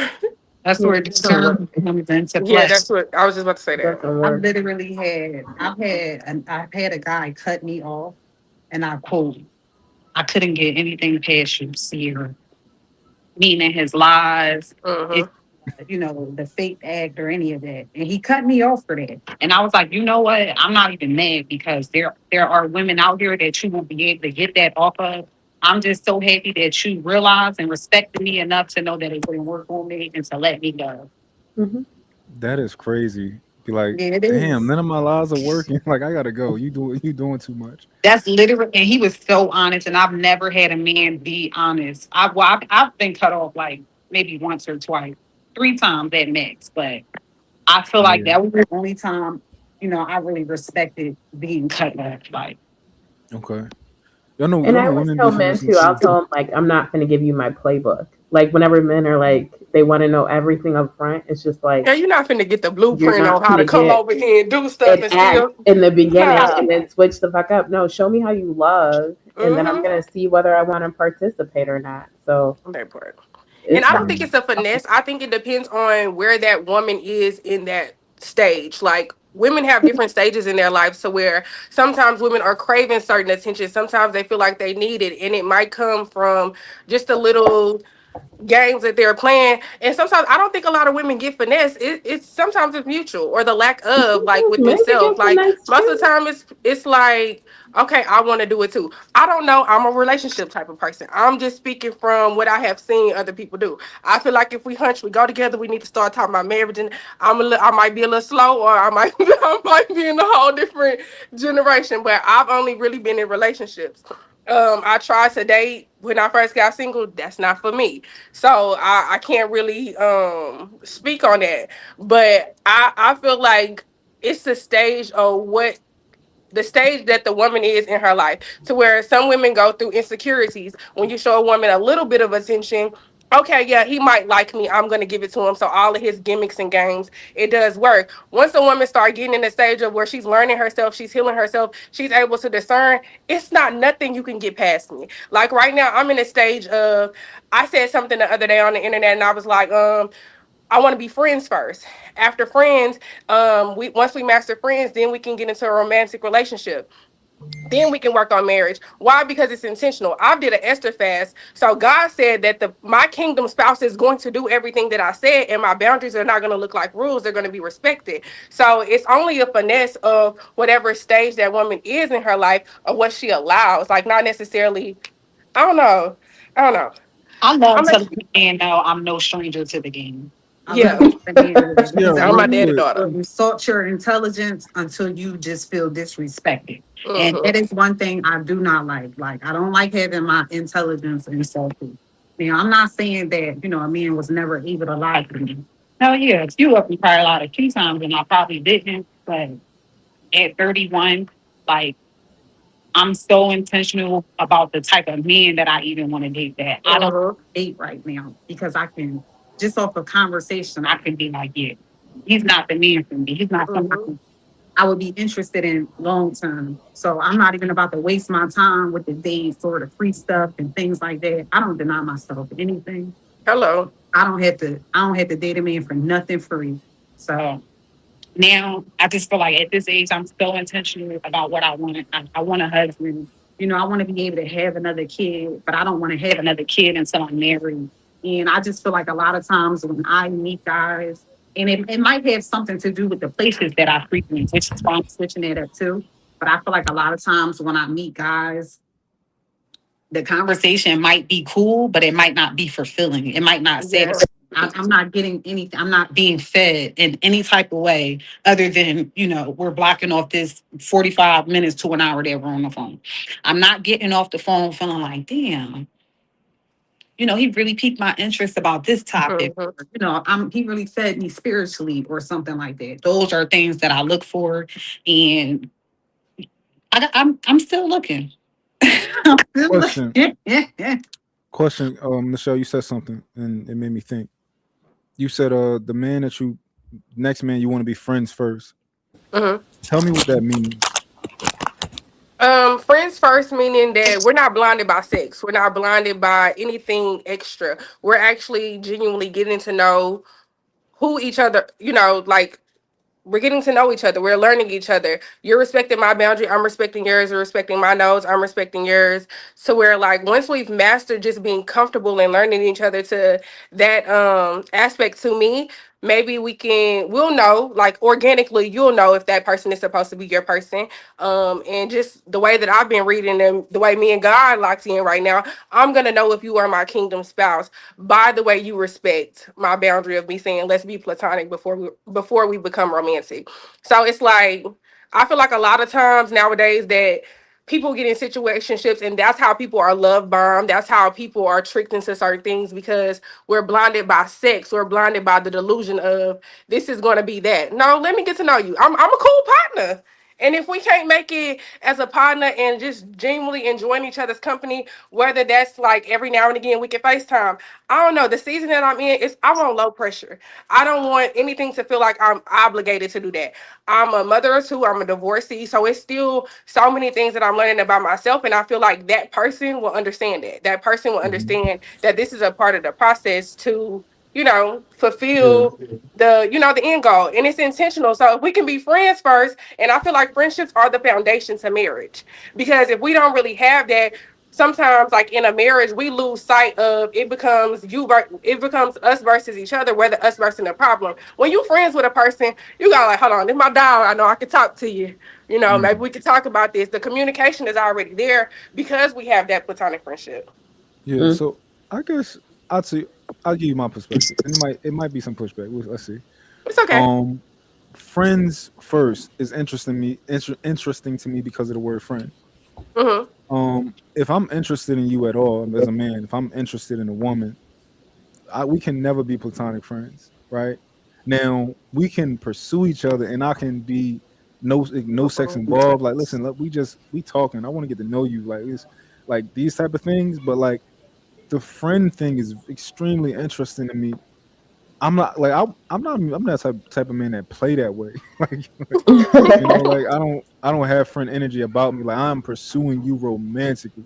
However, let's I talk. feel Let's like get to you can know each still other. do that. Like it can be something like later on, you can sit there and say like, "Hey, I want to take this to another level," and that can be something like we may agree on. Okay, my boundaries are still the same. I don't want to have sex. I don't want to feel like I have to see you all day, every day. Like this can be just me talking from this state because this is Curiana in a healing stage. I have not healed from the space of saying I want somebody in my space yet. So right now, I desire to get to know a person because I didn't know my ex husband before he was my husband. I met him 2 weeks. We moved in together 3 months. I was pregnant. Don't blame me. I was young. I was dumb. But I'm about to be 31. I'm a mother of two. My perspective is different. And it could be like somebody said it was a trauma response. I feel like trauma response becomes it's a lesson. So like now I don't want nobody to just come up in my space or I don't want to be blinded by sex. I want somebody to wants to be yearning me and willing to learn me. And you can still want to pursue me, but just respect, like right now I'm not ready for that. You know what I'm saying? Maybe Yeah, maybe friend shouldn't be the word, yeah, that I use, but like I don't want no serious, baby. The Like yeah. word is I'm courtship. not interested in courtship, making okay. male Yeah. friends. I'm not interested in making any male friends. I feel like the male friends I have right now, they are my friends. Mm-hmm. I don't feel like any man is going to walk up to me on the street, in a club, or at a bar, or anywhere, and be like, "Hey, let me get your number. Let's be friends." They almost never want to be friends. I do feel like your partner should be a combination of those things. Your friend plus your man and whatever else. But I feel like that all goes into like building into being with each other.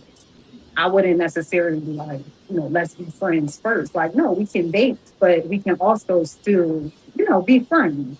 Mm-hmm. I'm scared. Yeah, I think it All right. depends where you How meet fresh the is your divorce? person. Um, last year. It'll be a year. No, it'll be a year in September. Yeah. Okay. So That's you're still still, pretty fresh. girl. You got. I get it. You chilling. Yeah, She I'm don't really give a fuck chilling if he a right now. So friend, it's like I foe, don't or even none of want to that. date right She's now. chilling. Yeah. I'm Jaleesa, No, but have you I been dig it married though. before? Me? Yeah. No. No, I have Mhm. not been married. I don't have children. I thought I wanted marriage, but right now I'm really more focused on being a millionaire. And period. Hello. Okay. whatever happens, happens. If like I meet that person and I have children, cool. But honestly, I think financial freedom is more important to me than a man right But I think now. when it's like that for women, it's like women are ashamed or looked down upon when they say things like that. Like for me right now, I don't have the space and energy for a relationship. So I can't Mhm. pour into a man. I can't coddle you every day. I can't call you all the fucking time nonstop. I can't do that right now. Like my goal is really to be a multimillionaire in this lifetime. So like I don't have that for you. So like when our schedules align, I want to kick it. I want to chill. I want to go somewhere super fancy and nice and get dressed up for you, have an experience. I can do that. I have the capacity for that from time to time. But a lot of my time is in creating content or e-commerce sales. It's not in, oh, what's he doing today? Is he with Lakeisha and Trisha? I don't give a shit where you are. I really I, don't. I don't I'm have realizing I might be the problem. I don't want none of no, that. I just go through seasons where like sometimes I might just want like a little bit of attention. We just go to dinner, we just kick it. We might like Girl, fuck that'd be after, crazy. it's fun.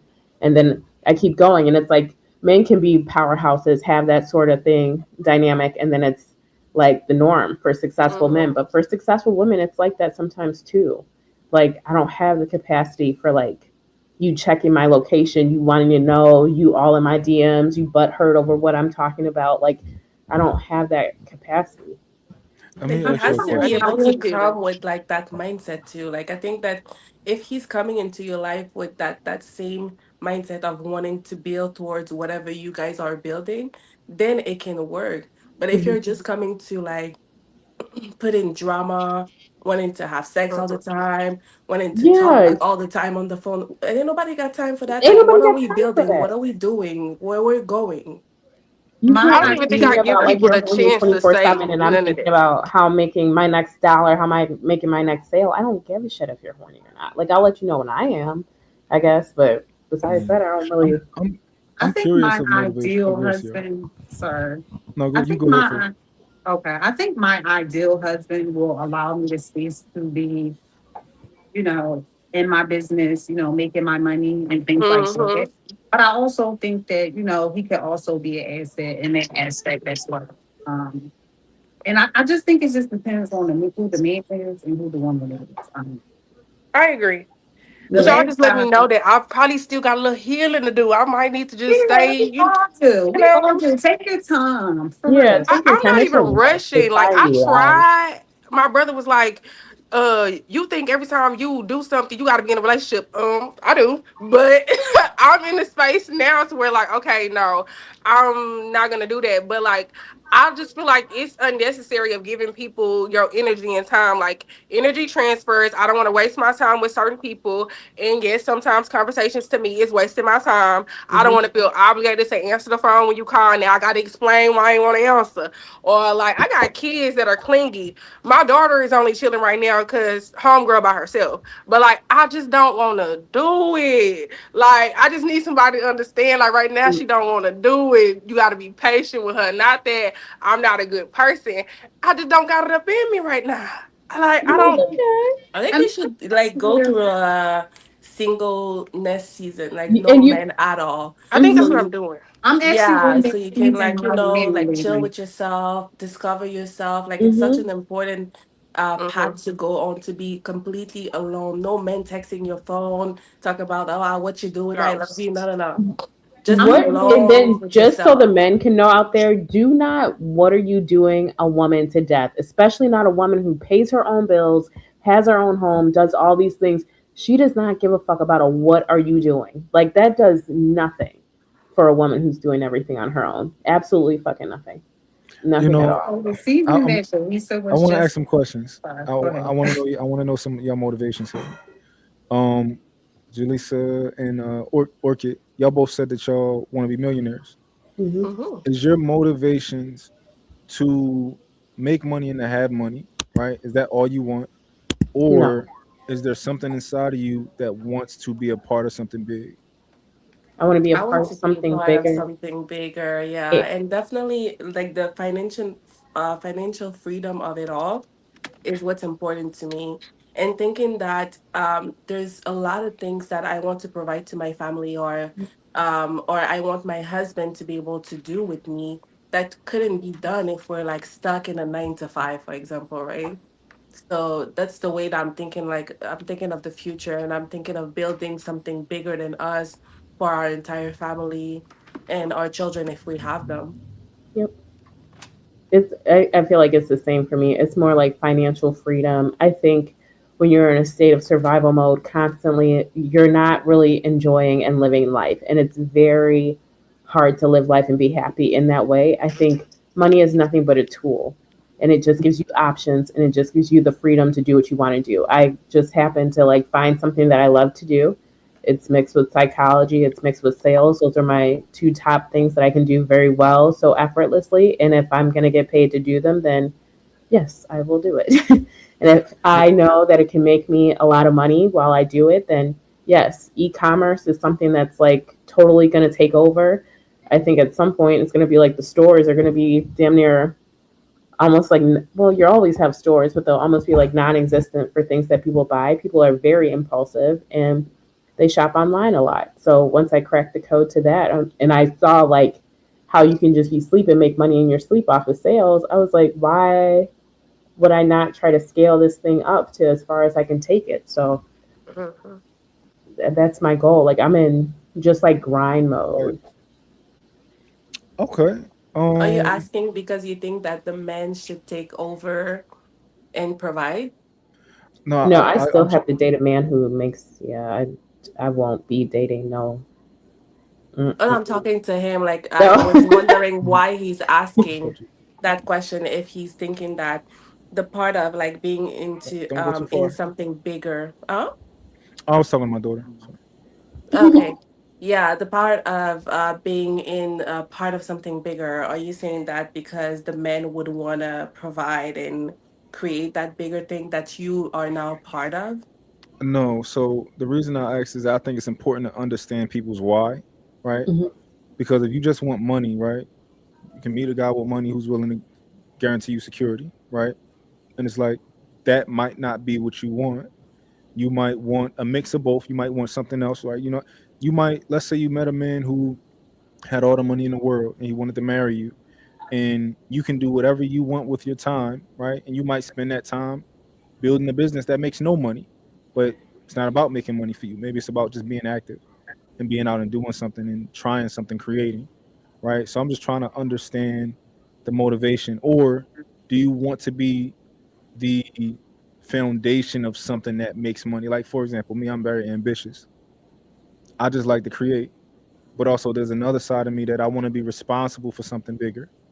right? So I don't just want to be a part of something bigger. I want to be responsible because I got an ego, and I'm just here to want to show people what I can do. I want to show myself what I can do. These are just, I'm just that's just how I think, right? But I'm trying to figure out what traits are inside of you guys. You that know, were like that. if you're like that, if you're not like that, if you just like, yo, I don't want to be bored in the house, like, you know. Mm-mm. It's bigger than me. I think it's purpose as well. I think even being a DV survivor myself, like my goal, my plan, my purpose with all of this, even with like becoming a doctor, is to help so many survivors. Like I want to have homes one day, shelters for women, for children. Like it's just so much Okay, bigger girl, than so I'm gonna have to meet up with you because we're on the same path. Hello. yeah, hello. Yeah, I just want to do so much in this world. And I feel like money is a tool for that. Like a lot of people sleep on themselves and their potential. And I think in my 20s, I slept on myself. I think I was with two men who didn't value me and didn't, and who kind of like dimmed my light a little bit. So once I got back to my own light, like I realized how unstoppable I was because becoming a doctor was always my goal, but Hmm. I got tangled up with the wrong people.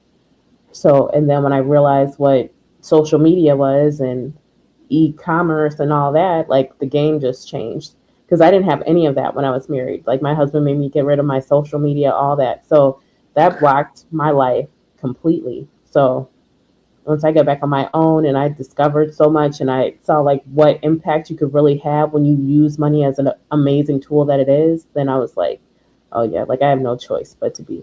But I've always wanted to be a millionaire. I think just getting focused and getting away and getting clear and by myself, I saw how possible it is.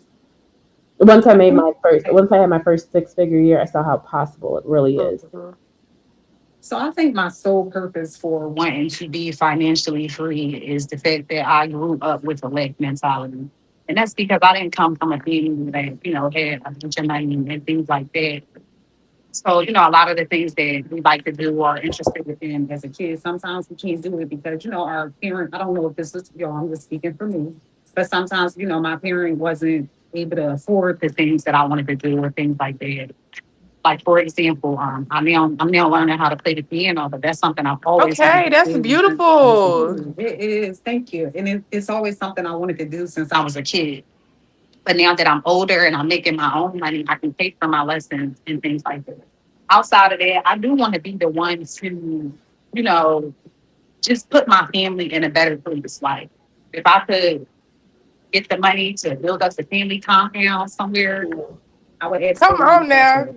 I'm finna have to connect with y'all. I do want to Mhm. change lives. I also want to be able to do the things that I've always wanted to do.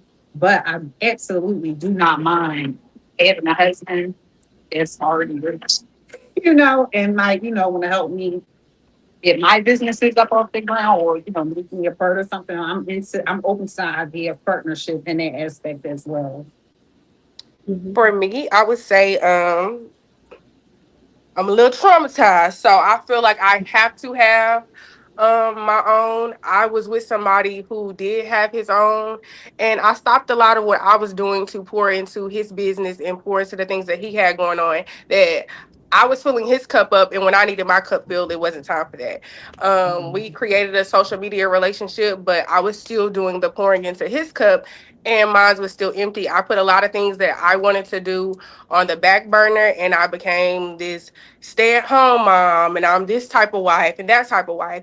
And I just feel like in this season, I don't have it in me to where like I'm going back to school. I'm doing things for myself. I'm the one pouring into my children. I'm believing in myself again. And it's kind of like I gave this person 5 years of my life and I lost a lot of myself. So I'm in the rebuilding stage to where like, yeah, I want a man with money, but what Cash Doll say? I'm the nigga with money. I'm trying to be that too. Like, because it doesn't feel good when you solely only have to depend on one person's income. So like for me, this is a part of the reason why I don't want to date because Kiriana got to get to a certain level first. Not saying that certain men won't take you in and help build you up. I don't want a Bob the Builder no more. I had that and I poured into Bob the Builder and he wasn't helping me build, like it wasn't mutual. And so it's kind of like right now, I gotta get it. Like I'm so hungry to get it. And I like what you had stated about helping other people. Once you're with a narcissistic person and you've gone through several stages of abuse that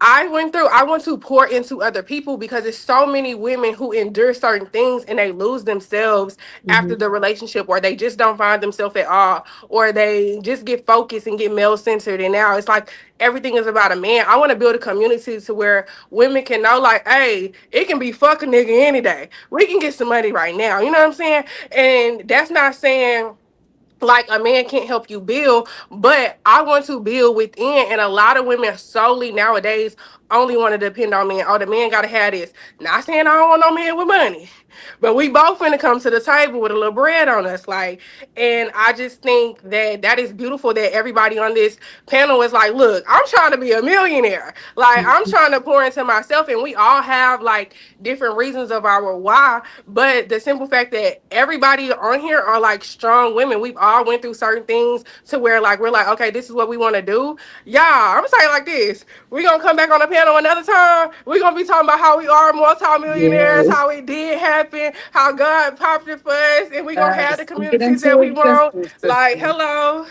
I do Hmm. have a quick question for the host though, before we, because I feel like everybody want to Shoot. get it out. Would you ever date a woman that makes more money than you? Ooh, Would I? that's Mm-mm. good. He's the. Would I? I'd like to think no, right?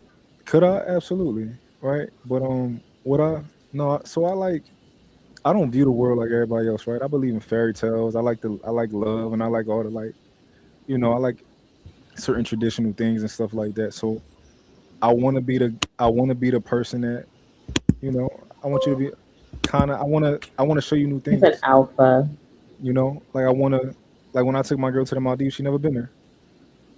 And I made that happen for her. So you So I prefer to be the breadwinner? absolutely 1,000%. But the good thing is that it's 99.9% of women can't make as much money as me anyway. So it's not like it's difficult for that to. What do But you do? Because I don't really know. that's so close. Oh, okay. Yeah. You're your own brand. Um, yeah, but like as far as like yeah, it'll be difficult for. So if I'm dating a woman, she had to be for her to have more money than me. She gotta be doing a lot to have more money than me. And like I said, it's very possible that woman could be feminine and she could be like, listen, I just want to be your woman. She could have that energy, but it's not very likely. And I like a woman to kind of be on my time. Like I want to my woman to be. I want to be able to pack her up and take her wherever I go. You coming with me everywhere I go. That's what whenever I travel now, I take her everywhere. It's nowhere that I go that I'm not like I'm about to go to California to pick out some fabrics, right? And it would be much cheaper if I went by myself, but I'm taking her with me just because I'm going to pick out some fabrics. That mean So you like it there. That's what that's Yeah, that's you do. Go good. look at his page. You'll see he loves it I was there. about to say, I did love y'all that for just him. start following him? I No, just yeah, got a lot of I people seen do. his stuff, but no, that's good though. Cause sometimes I'm not gonna say sometimes. For my situation, a person told me to stop stuff, and then it'll be like, I'm the only one paying for it. Hold on now, hold on. Now I got a little money on me. I'm helping you with some, but it was kind of like that egotistical. Like you wouldn't have that, and that can't mm, nobody ever do that to me again. So that's why, like, I know I got this guard up to where like I have to be established. I want certain things like, and I know it's not a have to, but this is personal. Like, uh-uh. I'll tell you as the person on the other side of it that it does get better. That does fade. You will see there are amazing men, and then when you heal, you'll attract the more amazing men. And men are providers out here. No matter what social media is telling you, that is a freaking lie. Men love to pay bills and shop you around and do what they're supposed to do as men, and they don't dangle it over your head or make you feel guilty about it. So those men do exist. It's just once you like heal, So I the don't know what last I'm. man I dated, I made more money than, and it didn't work out. it And it never didn't works. work out because of me. It didn't work out because of him. So I just always wondered, like, how men felt about that, dating women that made more money. I think because the dynamic is different. So like I think even when you're a woman with your own money, you have options. So you don't have to tolerate much. So like it sounds bad, but it's kind of true. You don't have to tolerate much. So your comebacks or your lip or your whatever is a little bit different, or what you're willing to accept is a little bit different. It's Because different, yeah. I don't have to be here. Like I'm choosing to be here. You can still be soft and feminine, but you're gonna be a little bit more like alpha. I think that's why a lot of women who like choose to have their own or make their own, like they're not really out here in the world or creating all these soul ties because like what am I finna lay up with you for? Like I'm Hmm. doing all this over here by myself. Like are you coming over here paying a bill or catching a payment? Like what are you coming over here to do? So you get like kind of in that mindset. You get a little bit colder. I think And I'm in my cold season. I'm talking about it's snowing you can outside. freeze. Stop. You can freeze for a little bit, girl. You earned it. Freeze a little bit. It's okay. It fades. It fades. And then you get softer as time goes on. So it don't stay like that. Mm. You know, I'll never be. I hear a lot of women say stuff like that. Like I hear stories about being in women in relationships where they man was pretty much like at some point he ended up he ended up saying something like, "This my money, right? Hmm. I'm never going to be that way. I'm never that way. I've never been that way." But you're a Um, real provider though, so I think that's what makes the difference. We're talking about like men who usually say that they're narcissistic abusers usually. yeah, So you don't even fit in the category. yeah. I never. But I I don't think want a a woman woman should to. still Oh, go ahead. always have like her um, own Hmm. something, because like yeah, I get that you're providing for your woman right now. You're in that fairy tale right now and everything is good. But what if, you know, He what employs if his in five lady. years that changes for I you? know What that's if right. He employs his so she lady. has to have something for herself, even if you're able to do everything for her, or you have to be able to put something aside for her so that if in case something happened, she doesn't Nobody, leave Th- with no, no, no. nothing. I think that was my biggest thing. Like once I got back on my own, because like I left an abusive marriage with only $1.26 and had to build myself from scratch, from being a stay-at-home mom with nothing You should left. have robbed him before you left. Yeah. Mm-hmm. No, it was like I'm talking about me too. just a spontaneous leave. My life is really like somebody called it a Tyler Perry movie on the This one. last thing, but it was wild. So when I left, I Girl, left with nothing. I'm talking about they need to if That's why I was somebody like, what asks did me you put my to story, I'm social making some money media? in a day. Hell Promise So you. yeah. Start sharing your story. That's how I got I, onto social media. I just started sharing my story and then it just turned into a bigger thing so than my what it is. person got on social media and created a narrative already. Oh, fuck them. So and when I did kind of come on there, some of his people, I don't know who did it. It had to be somebody who knew what was going on. They went on like a little T page and they kind of told my business for me. So it kind of like I was like, you know what? Y'all don't understand the stuff that I'm like actually processing or healing from. So I didn't home girl. Uh, um, it just like I was just like, no, I'm not gonna do it. And then I'm from a small town. Some people was supporting what I was doing. I have a lot of social media friends compared to actually like real people around me that support. Family was like, why are you telling your business? I'm like, well, my story is healing other people. Like I have people that's really like messaging me like, keep going. So I kind of just got like, Zuri, right now you're being very rude. Yes. Yes. Kids do not care. I'm talking They about don't. gone. And it's always around 3. It was 3 my time, probably like 2 y'all. Like, but no, so it was kind of just like the responses that I was getting from people that was close to me. I was like, well, maybe I shouldn't be doing this. And then I was getting text messages straight from him. Why are you doing this? He's created so many lies that when some person coming with mm, truths and then you got the facts to prove the truth, it's kind of like now your character being looked at and I'm looked at as the bad person. See, people love lies, but they hate when you come with the truth and you come with the facts. So Mm-hmm. then it's like, oh, she's bitter, she's mad because of this. Man, I ain't mad because of nothing. I just know that mhm, what I went through and the strength that it took for me to get to where I am now, it's a lot of women that's still going through it. It's a Yep. lot of women that can use that and be motivated from it. But I think I just would say that I allow everybody to shut me up because Mm-hmm. of how I was being treated and looked at. So I was just like, well, let me shut up. I ain't gonna say nothing. I don't No, want nobody see. thinking I'm mhm, being no hater mhm. because this ain't that. And Now, my stuff was very ghetto. uh, Yeah.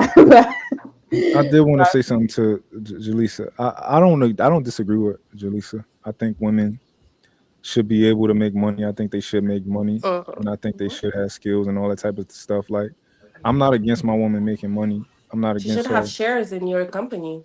Yeah, like Something. this is Security. exactly like real security. Mhm. Like like this ours. Everything that we doing. Yeah, I definitely agree with you when it comes to that. Or I understand that some women are just ambitious, and she gonna want to Hmm. get out and she gonna want to make money because she something inside of her wants more. Perfectly, I'm perfectly fine with that. Now, it's still not likely that she'll make more money than me. Like, but I don't. It's not about that. It's about her doing what makes her feel good. I But want to be even that if man she who, yeah, was, though, it now becomes because you're married or about to be married, it now yeah, becomes a family thing. It's not, it now becomes not only her money, it's your money together because you guys are a unit. So mhm. even if the business makes 10 figures more than yours, or for example, six, I don't know, seven, it doesn't matter because it's ours, right? Yeah, absolutely. And Yeah. and I'm such a mastermind at any that I'm gonna be the I'm a mastermind. So any You're business that she spearhead. do is He's gonna an be I alpha can't hear male. anything. I got a call mm, and I ignored it, but now I can't hear oh, any of y'all. You just probably come gotta right back hop Let me in. out see and if get back I'm. in. Yeah. But uh yeah, like I'm a mastermind with marketing. I'm a mastermind with like everything. Like so anything that she do is gonna flourish regardless. And Hmm. yeah, like you said, it's gonna be art. But like dating a woman with money versus getting into a marriage and your woman's making money or making more money than you is different. Which is y'all both making money. I don't, view nothing as anytime Hmm. something positive happen, I'm like us, look, I Yeah, got good that's news for us. good. Yeah, so yeah. Because I Um didn't have that. I hope somebody built their business and they say, me, me, me, me, me. What? I'm behind the scenes doing stuff. But sometimes that's how some men like it. They like you to be behind the scenes. So they can take all the credit. Did you But walk away with nothing too? I walked away with two children. Mm. Yeah. So it changes your perspective too. But like I will say, like as women, like you should have your own. Like and whatever a Mhm. man brings to you is just like the bonus. I Additional. do like and that comes from me. I was a stay at home mom, well taken care of. So like I didn't pay for shit for years. I didn't even know when I left that marriage, I didn't even know how much gas cost. My ass left in the shell shock. When was that like 22, 23 when gas prices were like $6, $7? I was like, how the fuck am I supposed to pay for that? So I encourage women to have their own and men are just like the bonus. But when I'm with a man, I don't pay for shit. That doesn't I, change. I don't pay for a goddamn thing. Or even I if like you that. want, oh, No, go sorry. ahead. Even if you want her to not have anything, like for example, in your case, host, I'm sorry, I forgot your name, Mont, but in, sorry, Mont, what? Mont, Mont, Mind. Months. Mont. Perfect. Okay. I probably cannot pronounce that because of my accent, but Mount. Basically, I'm so sorry. I'm sorry. Basically, even if you don't want her to do anything and have anything, I think that it's really important to give her security, in any way, like even if she has like shares in your company or you give her money monthly or weekly, something Mhm. that if in case something would happen, sometimes it's not Yeah. even divorce. Sometimes it could be like worst, like it could be death, for example. If in case something happened, she has to be secure. And I'm talking to the men that doesn't want their woman to do anything. They just want their woman to stay home and be feminine and not work, for example. But you still have to give her something so that she can feel secure and have Hmm. just in case, something happens. Yeah, 1000%. Listen, it's crazy. I get into like I haven't found a man that agree with me yet. Um I spoke I spoke to men about this topic. If you had a girlfriend and she would live with you for 6 years and you told her, she don't need a job and y'all broke up, would you take care of her for some time? I said, yeah, absolutely, 1000%. and the other men are like, no, right? I And mean, I she think just it's depended only, on you for 6 years. What you mean, no? He's I literally think, not working yeah, because of you. Why would you not? Exactly. I think it's only They're fair. ghetto. I do the same type of stuff as he does, relationship wise. It's ghetto. Most men are selfish. That's why women, we have to take this characteristic too of being a little bit selfish too. Because a man can just get up and leave and don't give a fuck and he'll leave with everything. And now you have nothing. Yep. So we have to become a little bit more selfish too and think about ourselves in case that would happen. Yeah, I had a friend, Yeah. her man offered her 10K to leave. So Shit, I with it's my men baby out daddy here, would. Come on, there's let's run men out that. here that will, if they're Like, if it's in their heart, there's men out here who will still take care of you in a situation like that, at least until you get a job or an apartment or on your feet or something like that. But I don't I definitely think if you are telling a woman not to work and y'all was together for 6 years and then you want her to get out, I think you evil if you're not willing to help. Like you are Yeah. yeah. still falling. I I think even if I didn't tell you not to work, if I allowed you not to work, I think I don't know if it was my job to protect you for 6 years and I took that serious and then we split.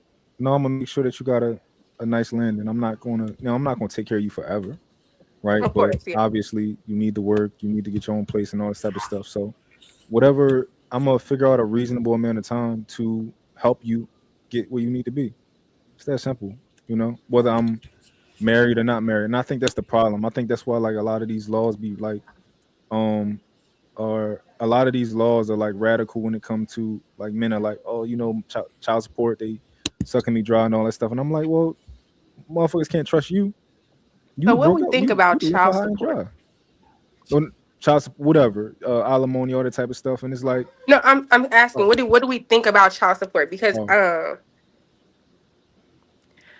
sometimes nowadays men think when they pay child support that they're helping or giving a handout to the mom, and it's not actually for the kid. Um, Even if they don't pay. So, like, what do we think about like child support? Should child support be something that's just naturally done? Like, because I mean, these are the children that you have with the person, but like, I just feel like nowadays men, when they get put on child support, that the first thing they want to say is, "Oh, she's bitter. She feels some type of way. She's mad about what I have going on." And they love to say, "Oh, I'm not a deadbeat." And look, I'm kind of speaking from experience. Um, she calls me a deadbeat, calls me this. Most of the time I feel like men are labeling themselves, but child support is necessary. It doesn't necessarily mean like it's a handout, but my ex-husband thinks it's a handout. Like, oh, you need help. Of course I have two children. Yes, I need help. Of mm, course I was a stay-at-home mom and I'm having to figure it out on my own. Yes, I need help. Like, I have two small children. Daycare for small children ain't cheap. You know what I'm saying? mm. So it's kind of like, what do you think about like helping out? Oh, and let's also add, if you're in a relationship. If I you think are or he is, if you're in a relationship or he is, if He is. if he's in a relationship, that don't change anything. How this is my question. When he says he think that you get pretty much is a handout, how many do he get the kids? How many days he get the kids a week? Huh? How How many many days? days? What, hold on. I just addressed this One on my second. birthday. Well, just really quickly, I think that child support is for people who don't take care of their kids, and that's whether you're a man or a woman. And I feel like whoever had the kid primarily, that's the main caregiver. Absolutely. So how many days he get the kids? Oh. Sorry. To be honest, I'm not even that type of person. You can come get him whenever. But my ex-husband his focus is always me, what I'm doing, Mm, how I'm doing it, to where he feels like if he's getting the kids, are you trying to go be outside? I'm trying to do some. that Like, don't matter. I'm trying to get some type of fresh air. So he'll do certain things to prevent it. He'll go weeks without talking to him. He'll go months without talking to him. And he'll be like, "Oh, you're the only one that sees me as a deadbeat." Am Well, I? he should Hold absolutely on. be on So child support. this is my thing. If what you now, I'm one of them people that I don't necessarily take a side of, you know, if what you are saying is true, and that asked and it's specifically if it's true, right? Fuck Mm-hmm. no, like he a dweeb, he a piece of shit, right? That's just my opinion. If you, I would never go a month. I would never go a week without talking to my kids, right? Like if you go in a month, 2 months without talking to or seeing your kids, what's your excuse? Unless you travel for work, right? And you want a fucking tanker ship or some shit, you want a Mm-mm. submarine. We lived 5 minutes from one of his shops, and he still didn't stop by to see the kids. Yeah, no, that's dweeb shit. I don't. It's that's not. That got he got to make that make sense to me. But It's yeah, no. never gonna make sense. But with the narcissistic person, nothing ever makes sense. I can sit here and I can tell him everything that's going on with the kids, and it's some way I can be talking about the kids, he can be talking about the relationship. And I don't understand why we talking about the relationship and he in one. But Why that's neither why do you like talk? Why do you talk to him? So like, let's say y'all, Yeah, it's too much if talking. if I you was talk thinking and that. he not Yeah. asking you to pick up the kids, right? He not asking you to no, come see let them. me let me say Why you? this. Yeah, On a regular, I don't talk to him. But this is the stuff. This is why we have talked recently, because he'll get on my social media and he'll like make comments. So I blocked him on everything. Recently, I went viral for fighting, like play fighting with my son. So he got on TikTok and he commented. So I blocked him. So then my daughter was about to start school. Me being kind because I feel like kindergarten is such a big deal. I'm like, hey, here goes the pictures. Mind you, I haven't talked to him since June. So in the midst of that conversation, the conversation about the child began to be about the marriage. So then I stopped that. And then he randomly called. I don't withhold my children from him. If you call, I'm gonna allow you to call them. I'm gonna allow you to talk to them. But if you texting me saying have them call me, I'm not having no 3 and 5 year old call no grown ass man. Pick up the phone if you want to talk to him, you call him. But so whenever he does contact me, I do have conversations. But most of the time I'm like, hey, if it's not revolving around a kid, we going in circles. So I'm always talking about the kid. He always wants to talk about old stuff. Or like if I say, hey, I need help with this, I don't even say I need help. I'm like, hey, what can you help with? What can you yeah, give? And it's like, oh, you need a handout. Oh, you need this. Oh, now you need help. Since like I'll be like, what they got to do with the baby? Yeah, you cannot feed yeah. into the toxicity. You really have to. I feel like you have to, not that you have to, I'm sorry, maybe the way that I speak, but like the way to deal with people like that is to keep it, and I don't have kids, so I wouldn't know, but to keep it straight on the children, right? Like when he tries to bring back the relationship, you bring back the children and you hang up, for example. And I think that you should keep him on child support if he's not helping in other ways because you need the help. You have children with him. The way that he's showing up in your life, it seems like he just is trying to be Control. toxic and still have the control over you. And a lot of men will do that where they see a woman that they like and they'll have kids with them just so they can have a sense of like control over them forever for the rest of their life. And Hmm. that's what he like, even if he has like a woman, whatever, he's always trying to like have that power over you. So basically you have to cut that cut that off, like not have these discussion with him. And you're doing good No, I, already, I like you're I already agree. blocking him and all. I ignore him, but when it comes to the children, I don't want to be perceived as the parent that doesn't want to include him or, doesn't allow him to talk to him. Now, if he says, hey, let me come get them, yeah, come get them. Please, right now. I'm probably going to beat you there. But when it comes to like certain things that's going on, I feel like kindergarten was a big thing. Let me include you. Like, let me show you pictures. But outside of that, having regular conversation, no. So it's like, even if I'm showing him the kids, he has to hurry up and get it out. Like he Mm-hmm. has to mention something about us, and the entire time I can be like, "Well, they still need this. It still got to go like this." I'll even stop responding. I'll go weeks without responding because if I know that you're only targeting me and trying to target my character, and we're not talking about my kids, Papa, we really don't got nothing to talk about. But when you're with a narcissistic person that feeds off of control, it's kind of hard because I can be talking with sense. He talking circles. So it's Yeah. like, Michelle, can I ask you a Okay, question? I it's want to ask you. sorry. If you could try to go as deep as possible inside of yourself, I'm gonna ask you this question. Um, is there something still there with you?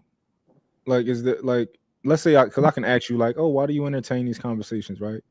And you can say, oh no, he just he just bring that shit up or whatever. But like, I'm curious if you can ask yourself the question that I'm asking you: is there something there that's allowing you to kind of like entertain anything at all? What you mean? I want to Do you piggyback off still of love him? Do you still got both love of for you. him?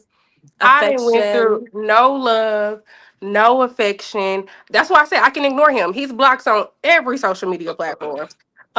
Only time the phone, he can't even get this number. This phone is Yeah. strictly for him. Um, so anytime I text him, it's only about the kids. So when Yeah. he has those conversations and he's going in circles and he's talking about us, I redirect them strictly to the children, or I will stop responding. If we can't talk about my babies, we can't really have a Yeah. conversation at all. Michelle, real quick. So I think love kind of puts it in a is probably the wrong thing to say because I think it's Hmm. all just energy, right? Whether it's love, whether Hmm. it's hate, whatever it is, it's energy. That love, that energy, is it turning? Is it just something else right now? Because the only thing that's really like you don't give a fuck is indifference. Then it's like I get it, right? You like I don't give. Hey. Yeah. But is it something else? Is it hate? Is it contempt? Is it I don't get what you're saying because the only time I text him is about the kids, and well, the only time I text him now is because my baby was going to big girl school. But other than that, we don't have conversations. So okay? like it's so hard to. I'm gonna give you a brief example. I sent. Okay, we're gonna make it a character. Sally said, "Hey, school is about to start. Woo woo woo." John said, well, you stole this event from us. We can't get it back. Sally said, hey, well, second day of school is such and such. You can come to second day of school. Oh, you're such a horrible person. You got a vendetta. You're not talking to somebody with sense. Okay. Like, So, uh, can I piggyback real quick, y'all? go Because ahead. I have actually been in this situation where a man is a good father until y'all break up and, he don't want to do things. So for me, I feel like we both laid down and we both made this child. We both know our obligations to this child. Hmm. One thing I'm never going to allow, and I am somebody who has sole physical and legal custody of my child. Um, One thing I'm never going to allow her father to do is half-ass her. So if we had plans for you to come here and take it to her kitty prom or do a dads and donuts brunch, and you drop the ball on that, you will absolutely not have another chance to disappoint my child. So even going off of that, I haven't spoken to my child's father in over a year, maybe longer, because I don't play them games. I don't have Hmm. nothing to talk to you about unless it's about my kid. And if you think I'm about to sit here and entertain any other type of conversation, it's not happening. And if and you only got about one or two times to try to take the conversation off my kid and try to put it on us, and I have no other reason to answer my phone anymore. It's clearly not a Hmm. kid when it comes to you, and it's about my kid when it comes to me. So go on about your life. Maybe when she get older, y'all can reconnect or whatever. But I don't I don't allow anybody to have as my child. No, I get that. I did that too. And then you have people that Mhm. say, oh, you're doing it wrong. This is me. I never wanted to have You're not. children without marriage. So a lot of things that happen, I know that I'm still learning. So like sometimes I have mom guilt if I do ignore him. Like, okay, am I doing the right thing? Am I protecting him? I'm sorry, I'm getting emotional. No, So it's it's fine. like I've been there before, honey.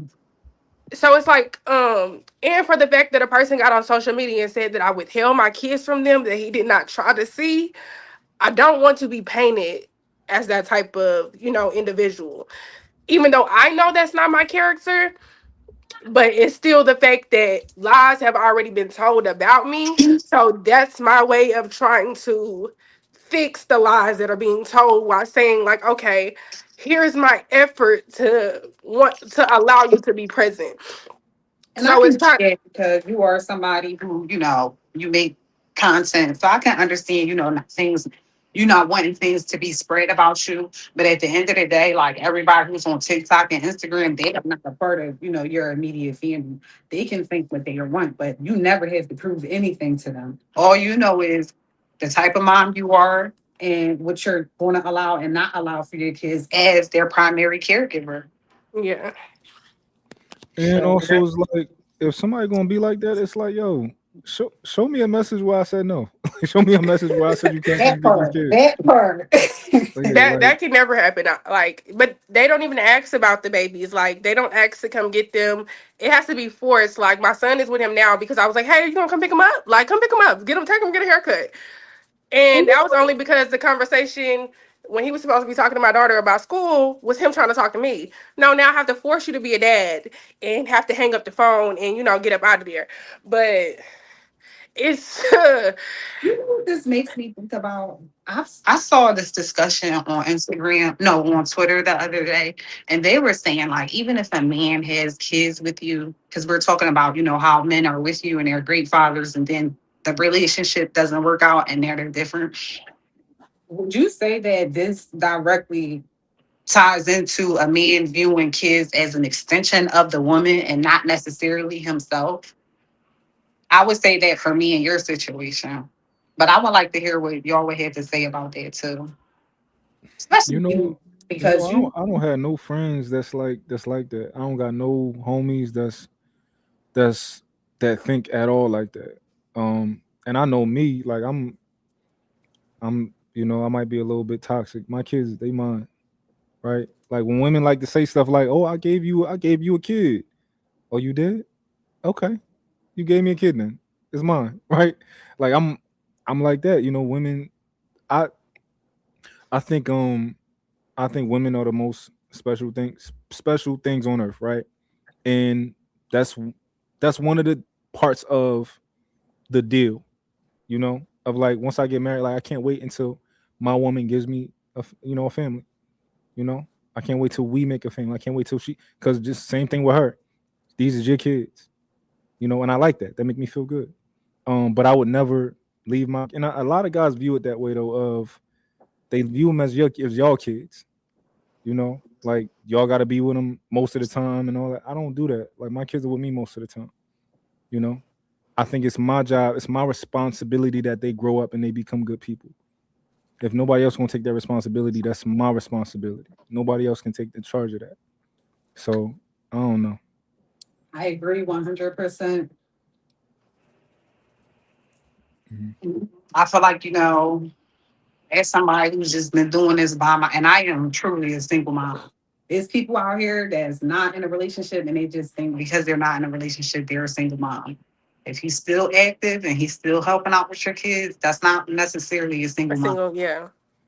But yeah, I think pretty much what Mike was saying. I feel like it's my job to raise you up into a woman, send you off into the world, right? And if he don't want to, I know my duty when I leave. I'm trying to have this kid. So if you're not going to step up and do it, and you absolutely should, it falls on me. I have to see it through because I'm not going to do my kid like that. Yeah. I'm glad that you said that because now I feel like that I'm not wrong because I was in a space to where like, look, I'm to the point to where I'm not finna do none of that. Like, no response, no nothing. I'm not gonna reach out to you. I feel like I shouldn't have to tell the person to be a dad, but I just feel like when you bring it to social media, come on, man, don't don't do me that because I try to keep that part of it off of social media as much as possible. Like even when I did like make certain type of content about being a single mother, I got ridiculed for that. It's like, no, be damned if I do, be damned if I don't. I take care of by myself. I don't bother you. I'm still wrong. I include you because I didn't include you how you seem fit. I'm still wrong. So it's kind of like Mm. it's really manipulation when a person no longer has that control over you and they can't control you in the way that they feel like they used to. They do anything, but like I'm not the type of person that's going. You talking about you want to be a daddy this weekend? I don't care if you ain't been a daddy for 6 months. I need that break. Give it to me. Like I Mhm. want that I weekend. think that, and I feel like for me, I feel like if you ain't been around for 6 months, what's gonna be different this seventh month that you here?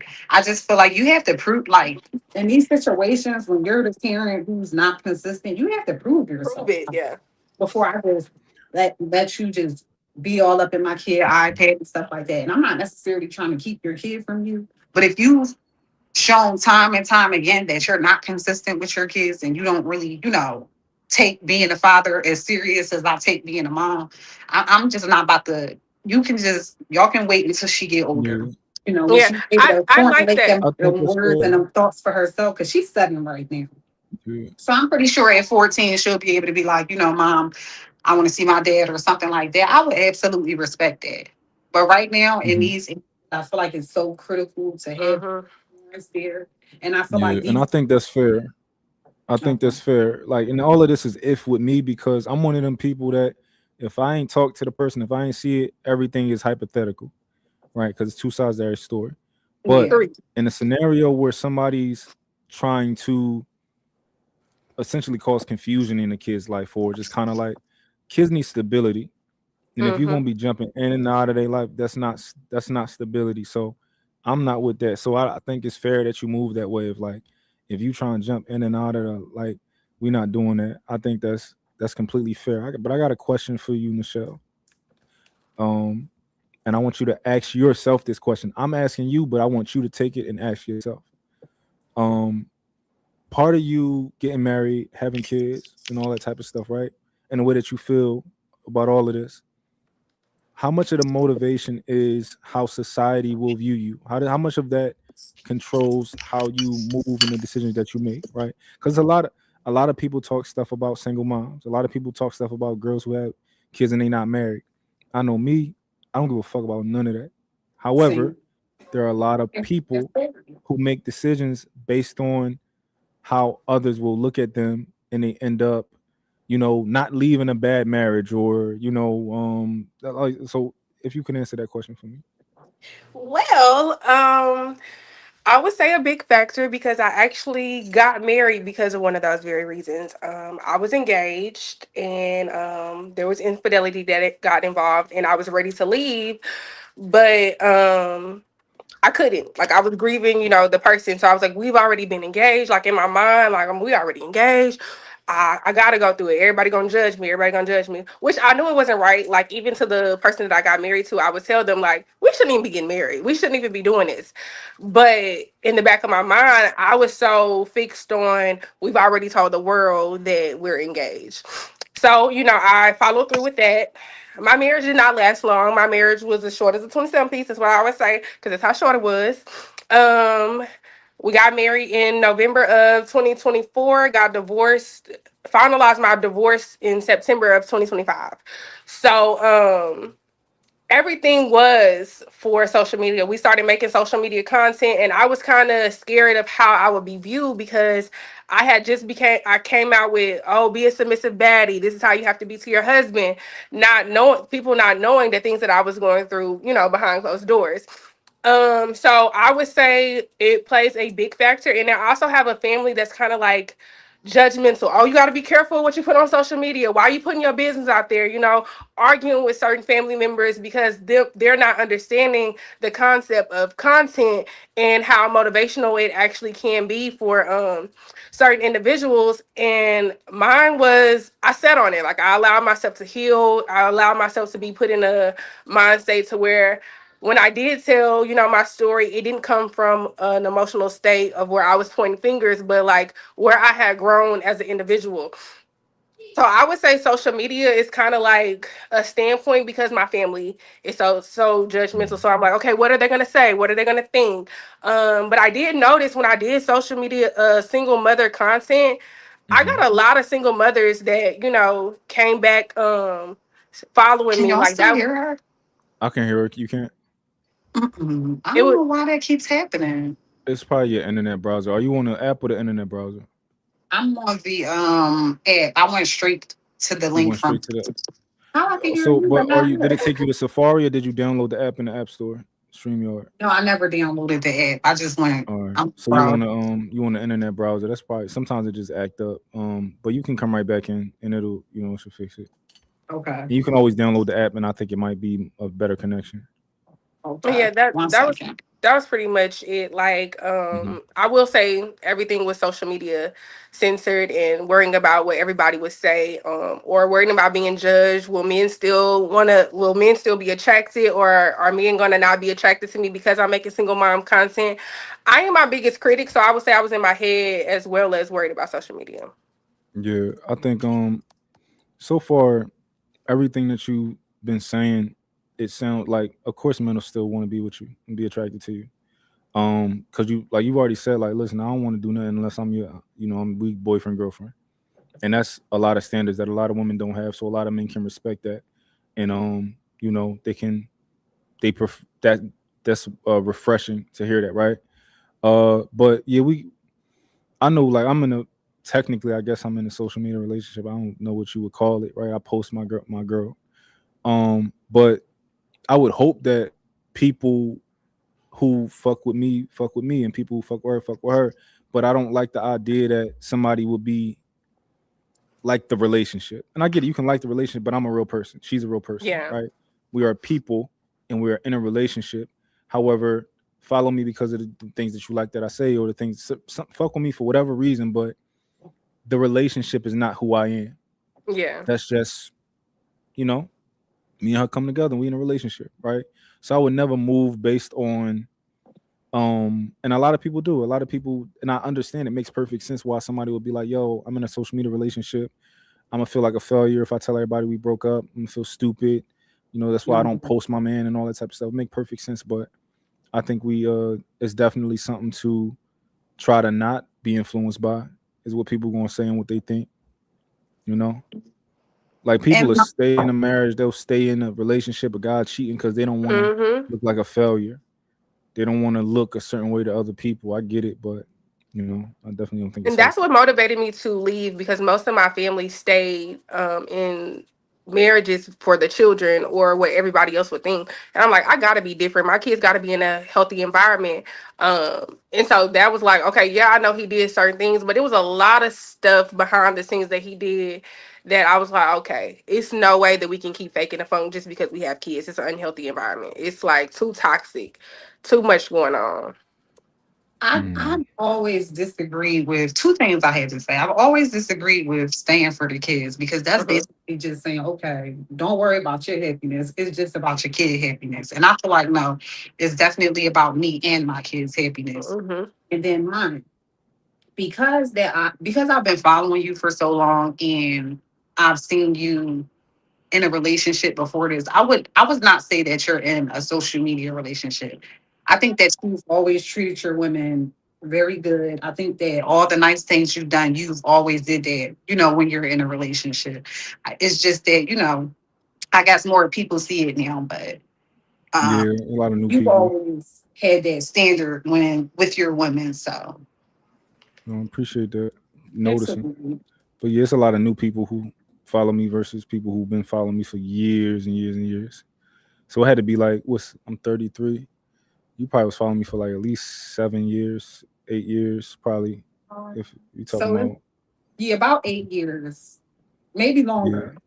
maybe, But yeah, you've always had like that a certain way of how you handled them, how you treated them, and just how you were in a relationship. So yeah, true that. Um, yeah, man, we definitely can do stuff for social media. I got a question for y'all.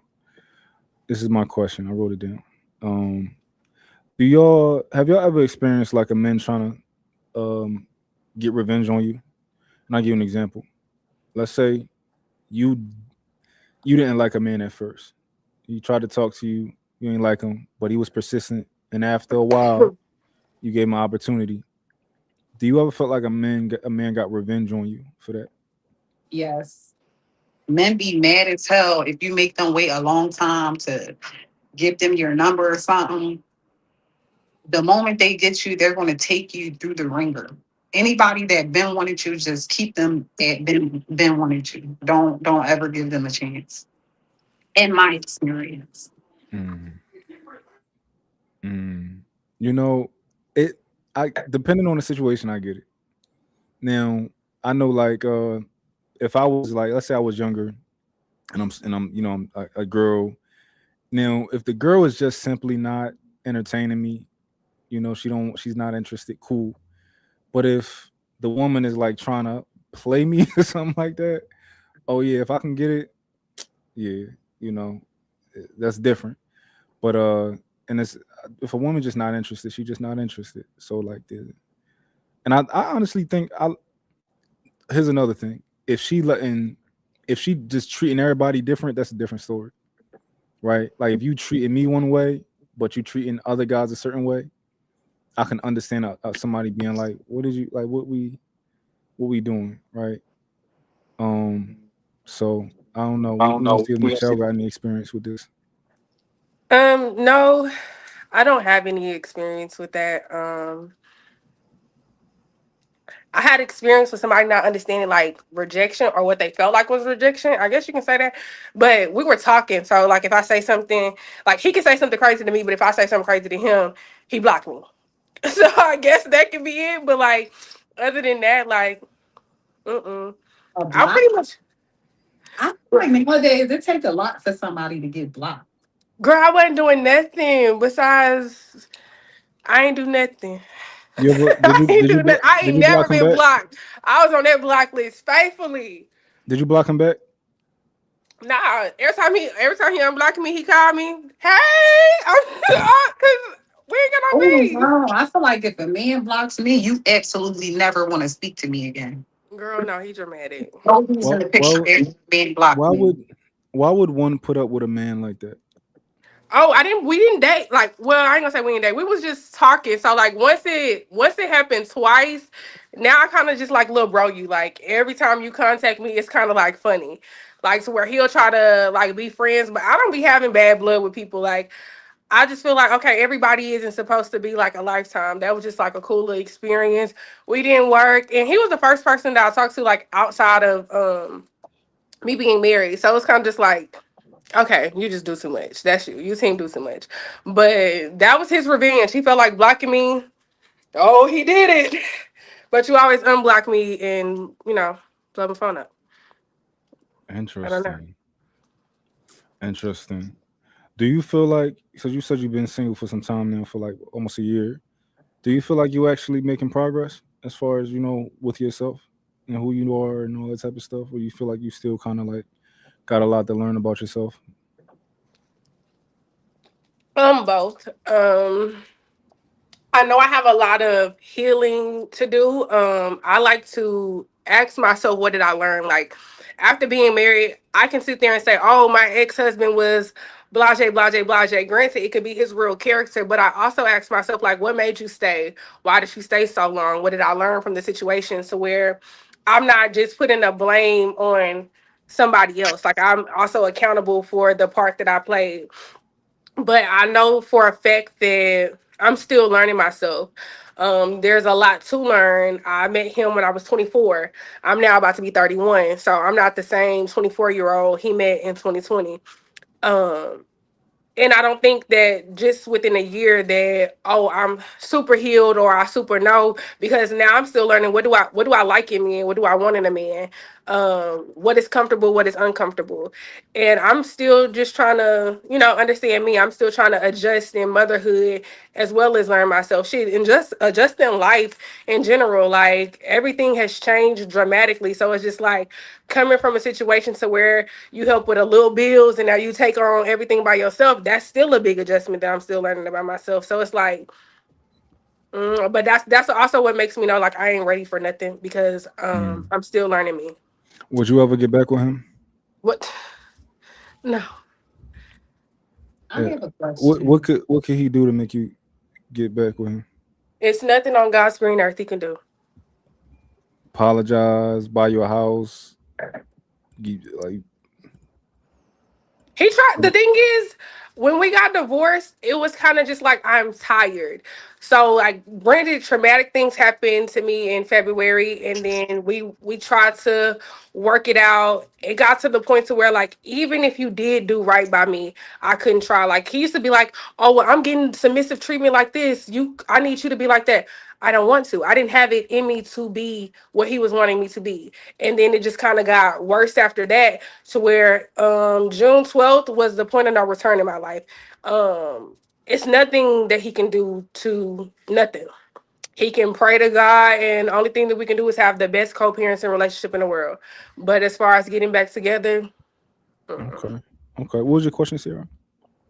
When it comes to dating and kids, because I feel like When you single, you can do whatever. But I feel like when you have kids and you date, you have to be a little more intentional.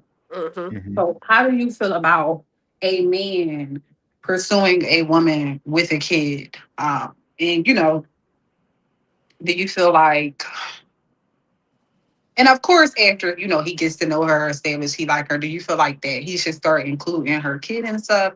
Like, do you feel like he should take the initiative to, I Got don't you. just, I yeah, got you. okay. I'll tell you what I think.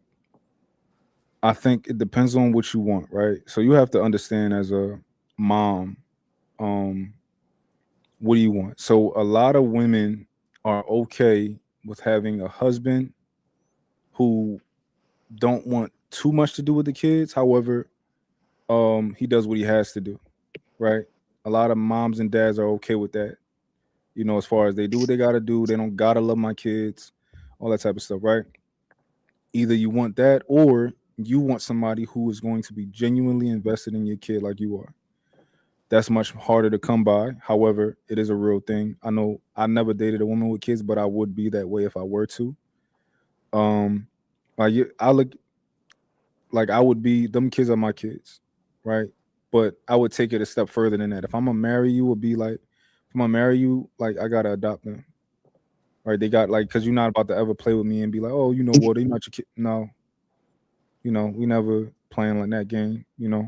So, but as far as like dating and stuff like that, if a man is truly, really into you and he wants to share a life with you one day, right? He that type of guy that's that intentional. He's going to um at least put some breadcrumbs in there for your kid, right? Hmm. He's going to think about them. He's going to mention them and certain things. And I know it's a lot of people who say, I don't you're not meeting my kids until we like damn near married, right? I don't believe in that. I think that people should meet your kids who you are about to take seriously. And it doesn't have to be them meeting them as they dad or as they mom or something like that, right? Just kind of meeting them as another adult, a friend, or just meeting them because I think I gotta like your kids too. I don't want to take somebody serious if I don't like your kid, you know? So I think that's extremely important to like that person's kid. If you don't like them, it's not going to be. I don't think it's going to be the household that it should be of love and stuff like that. So I think people should meet your kids not in the capacity of boyfriend girlfriend, but just like go to the park and just be like, oh, this is a friend of mine, or this is whatever. Figure it out. But yeah, they should like your kids. I agree. I agree. And I think that's why lately, well, I'm not going to say I've been intentional about dating. I'm always intentional about dating, but I haven't been dating lately. Just because I'm just in a space of just me. But I do feel like in order for me to, this might sound crazy, in order for me to like really know that a man loves me, I feel like the way to my heart is, through my kids. So my Mm, daughter's 7. Her dad is not in her life and never been. Well, not never been. Maybe when she was like 2 or 3.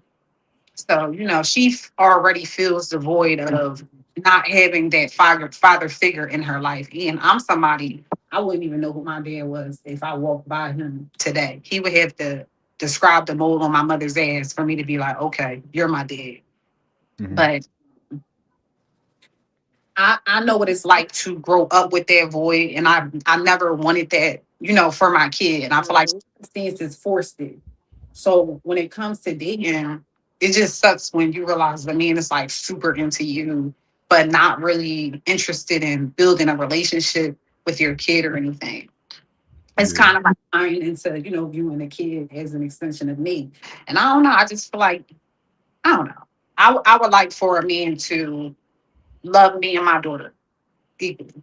And if I yeah, we decide you want to be together and you want to adopt my kid, I feel like that's valid. She has a father who's not in her life. You're the father that's stepping up. I have no issue with it. So I just wanted to yeah, know about.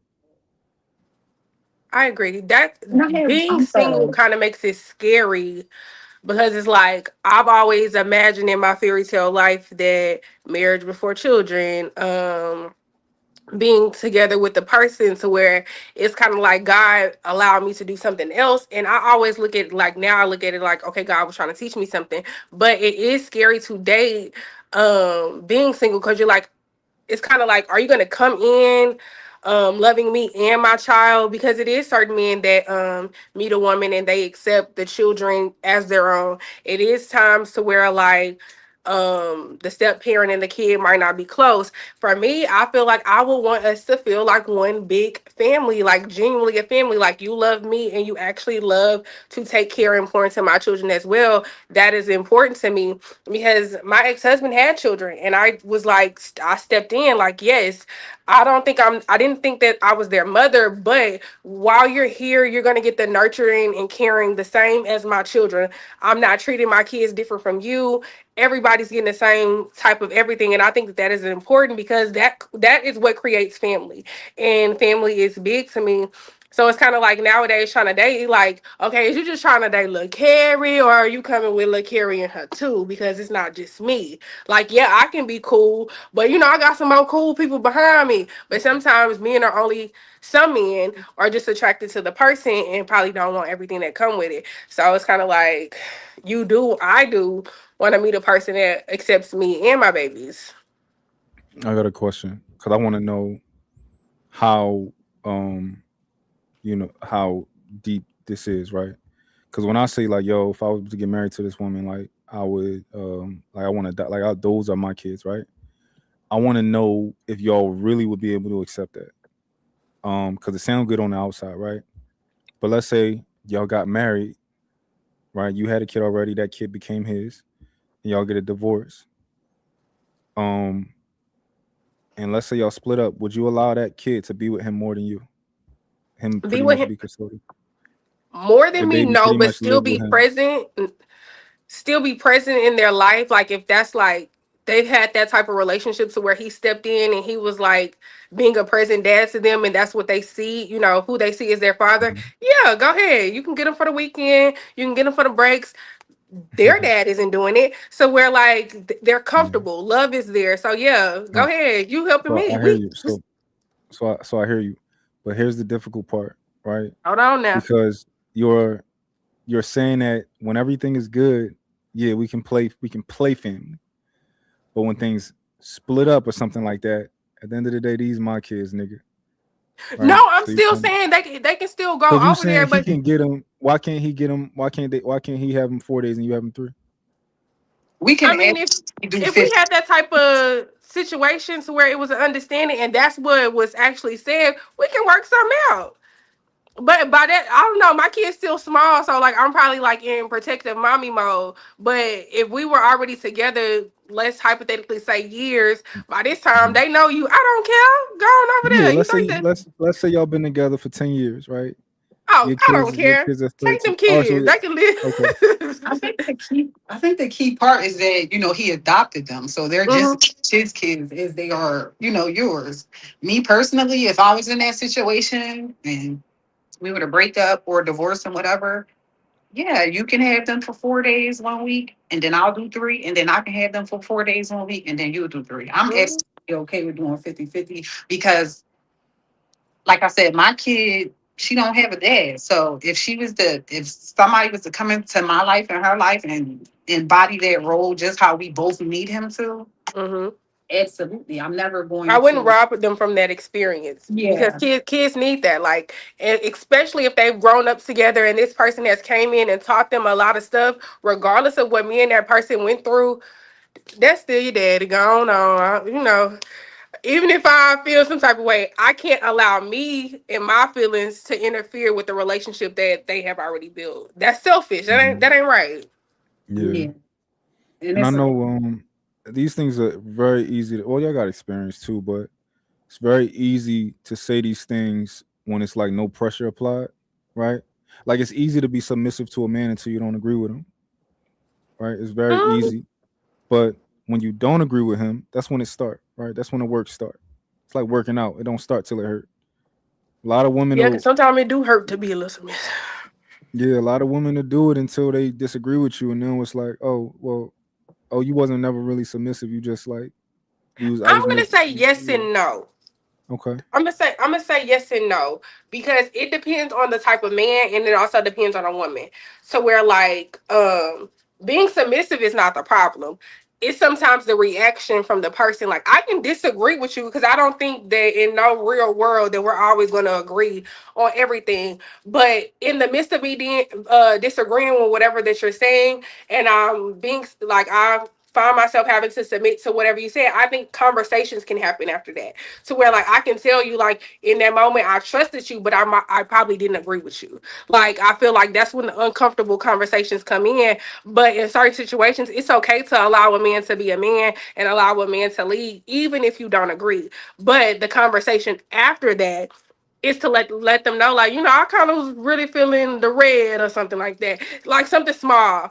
But I wanted you to, go ahead and go with your move. But sometimes the type of man it is, that can make things argumentative and it don't have to be that because even in a disagreement I feel like a woman can still be submissive does not mean I have to do everything that you say. Submissive is, I feel like it's a certain way, it's treatment how a woman talks to you, not necessarily like nowadays I feel like when you say submit people think that the man is just controlling everything. Submission, I feel like a woman is in control with the way she responds and the way she talks to a person, talks to her person, and how she interacts with him because you can really get your way even if you disagree, but it's how you Hmm. do it. It's not what you do, it's how you do it. Yeah, I agree with that. I think that um, when it comes to the topic of submission, I am a woman. I'm very headstrong. I'm very vocal. Um, and I think a lot of times I can see through men. So, and just in my experience, I haven't really came across too many men that's like, oh, I should submit to. Because I think who the man is plays a role in it. A lot of men are like they're pussies. Mm. So I don't want to submit to that. I don't want to submit to a man that's argumentative. Like, Hmm. what I'm saying? That is, I don't want to be argumentative towards my man, but you would expect that from me before a man. Hmm. A lot of men, they just talk about it. Like, I need you to submit. I need you to do this. And it's like, okay, well, what am I submitting for? What am I submitting to? I feel like a man got to put himself out there for a woman to be like, okay, at least a woman like me to be like, okay, let me Mm. chill out. Let me take the back seat. He clearly know what he's doing. He's been a great leader. And I Yeah. think in a lot of the relationships I've been in, I've been a leader. I've been the brains. And I'm just sick of it. Mhm. Do you Hmm. like because I'm what I hear is you can do either or, right? Uh, is it your preference to have a man to be a leader? Yes, I absolutely. I want a man who 100% embodies his masculinity. The man that walks into the room and tilted. Like that's the type of man I want to sit into. Okay, my question is that's never been a requirement for you. Oh, so well, judging off my past relationships, I would say no. Hmm.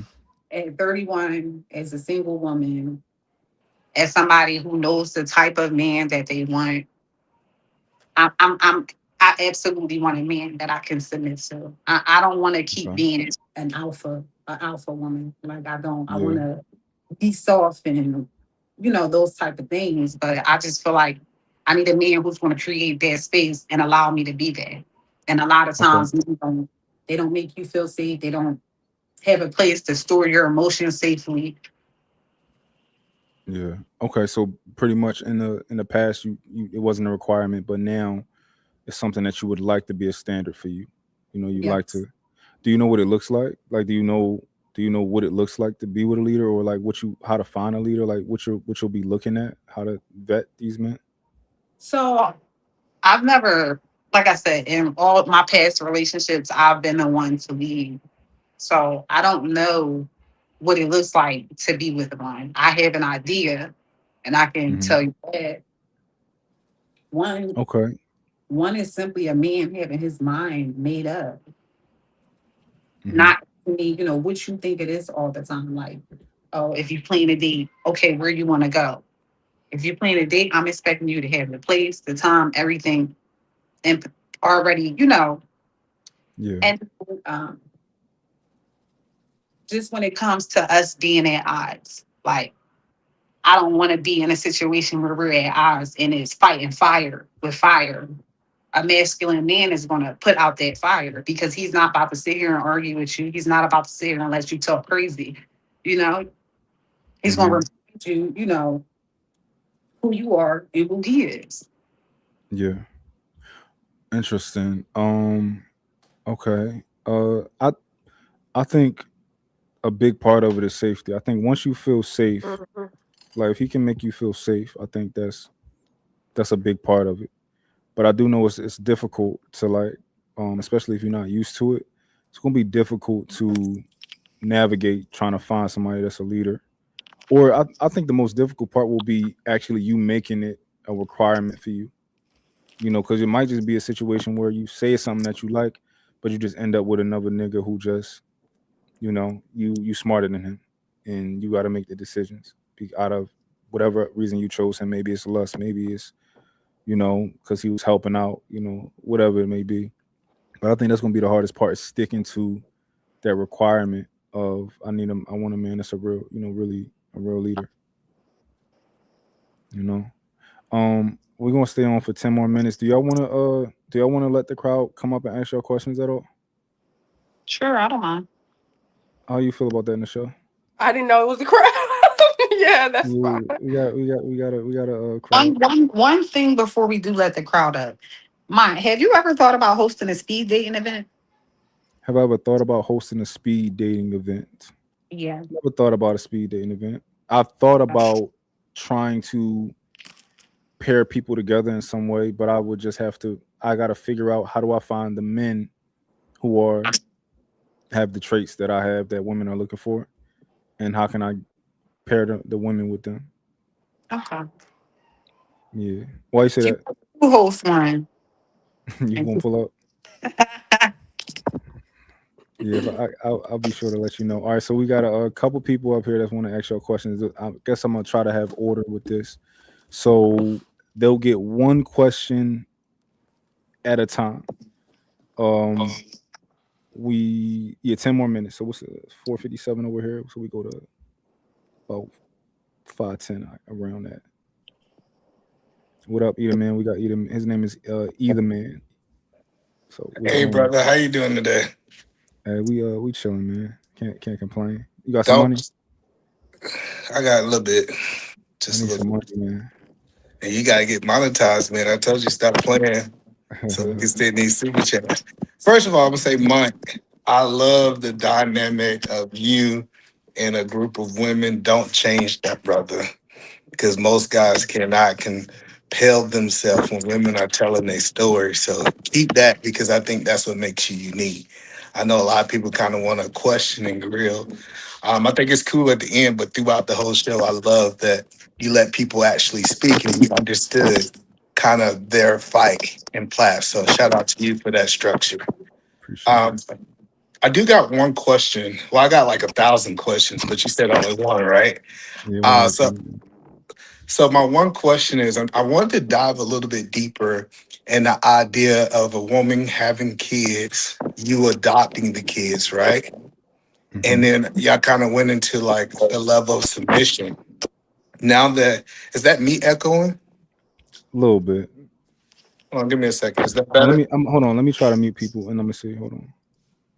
I'm gonna mute What about them. now? All right, go ahead talk. Is that better? Yes, chilling. I don't hear none. All right, cool. So my question for the ladies, and I guess for you too, but I guess it's more for them.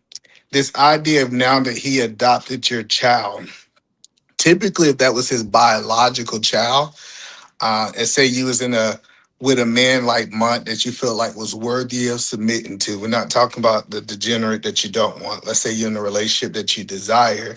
In that, would you would he have now final say so of what goes on with your child? For example, public school, private school, the type of things that your kids do.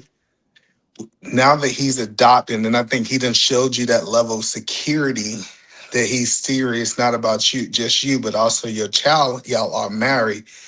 What is the limit to his power? And is he really now the father in your eyes, or is he just playing father? So I know that's kind of complex question, but I wanted that answer. Okay, so I'll go first. So for me, like I said, my daughter is 7. Her dad hasn't been in her life for most of her life, so she's already starting to fill that void. I absolutely want my child to have a father in their life. If there's ever a situation where you adopted my kid, it's obviously because you were worthy of adopting my kid. So if we break up, and I want to put her in public school, and you're like, oh no, I think we should put her in this private school. That's something for us to both come to the table about. I'm not necessarily going to say no, but if it makes sense and we can at least be tackle this as a team, it can be worked through. Maybe she can go to private school. They do sometimes, have better education and things like that. I'm just in a situation like that as far as adopting and then breaking up.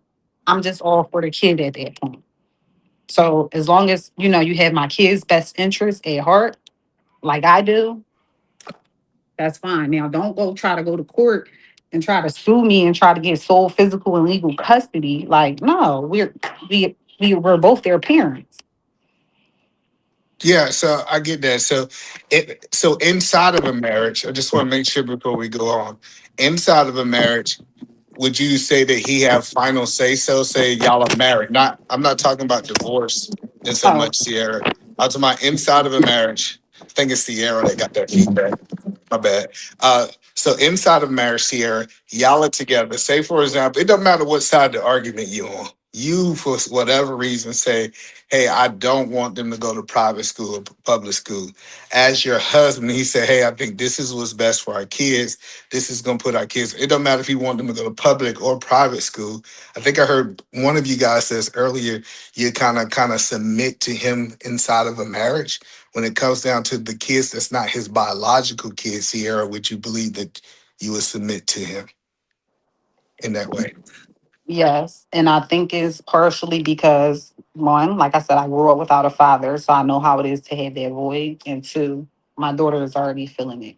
If we're in a marriage, I'm expecting you to take on my kid how I'm taking on my kid. So if it comes to an issue where we don't necessarily agree on the type of schools that they're going to, we can still come together and we can still figure something out. So, but that's the problem I'm having with what you're saying, Sierra. You say, "Hey, I want this certain type of leader, right?"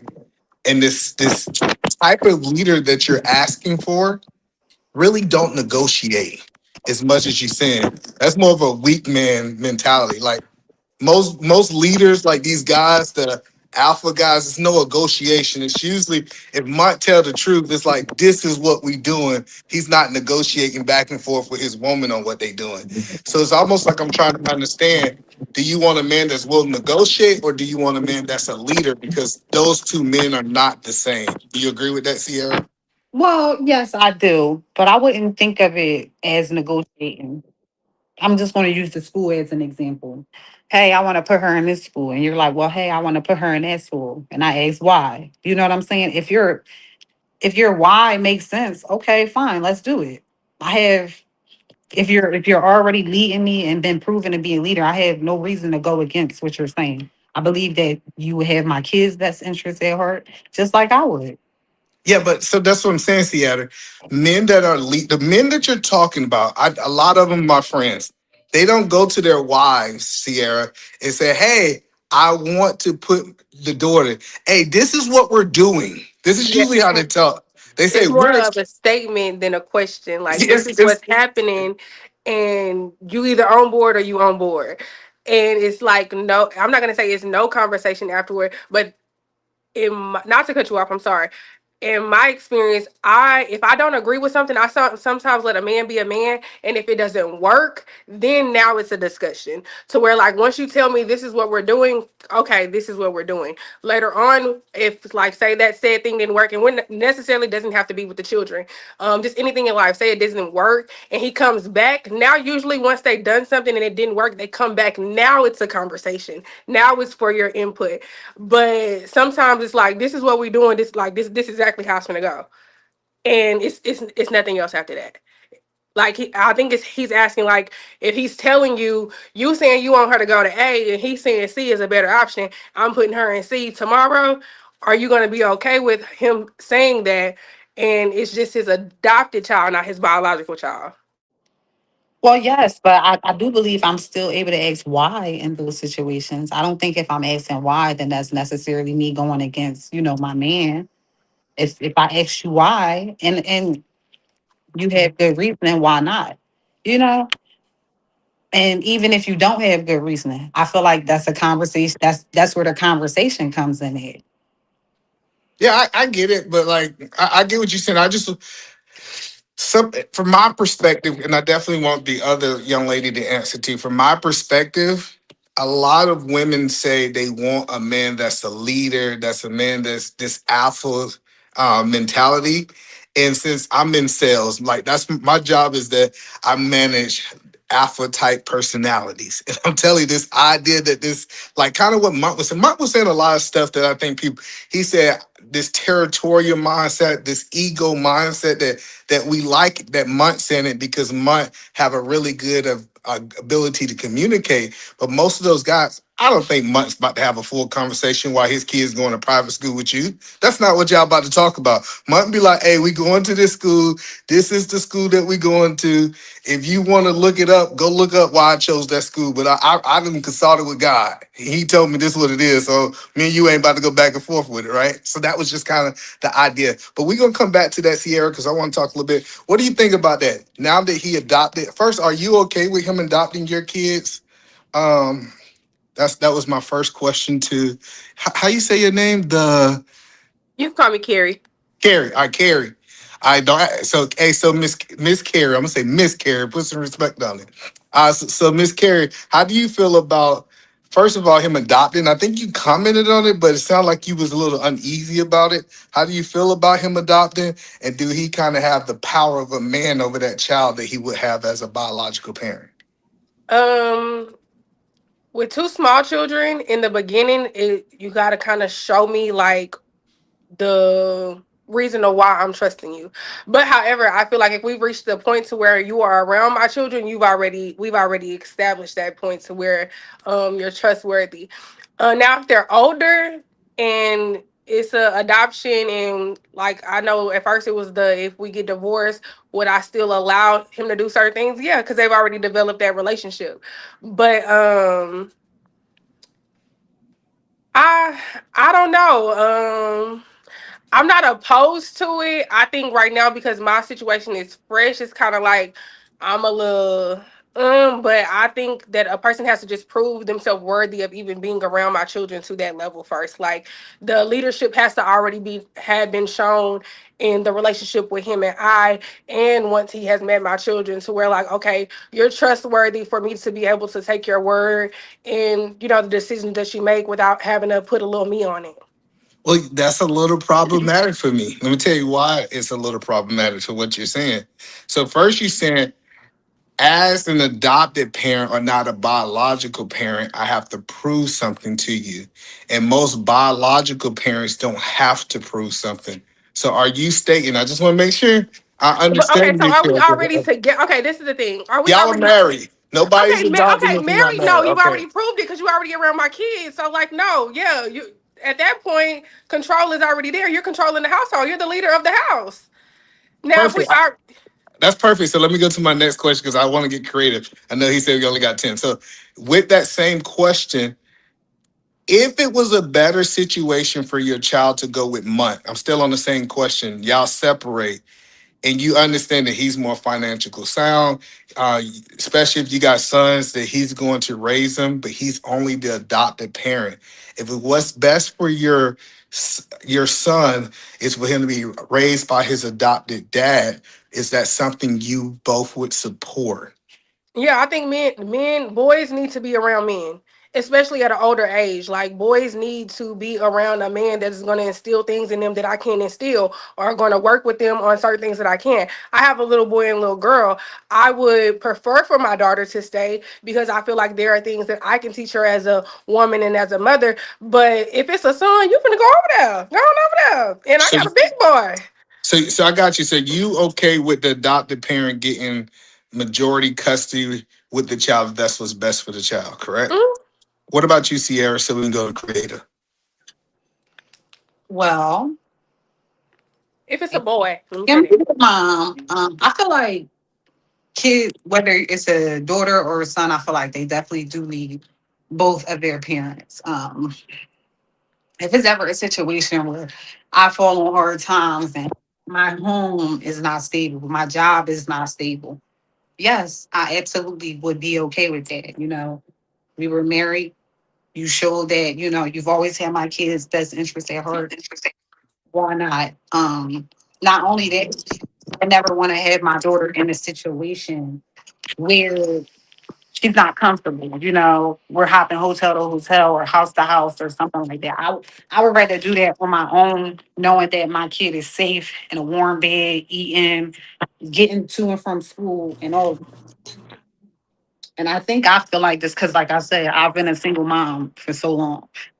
Um, That's great.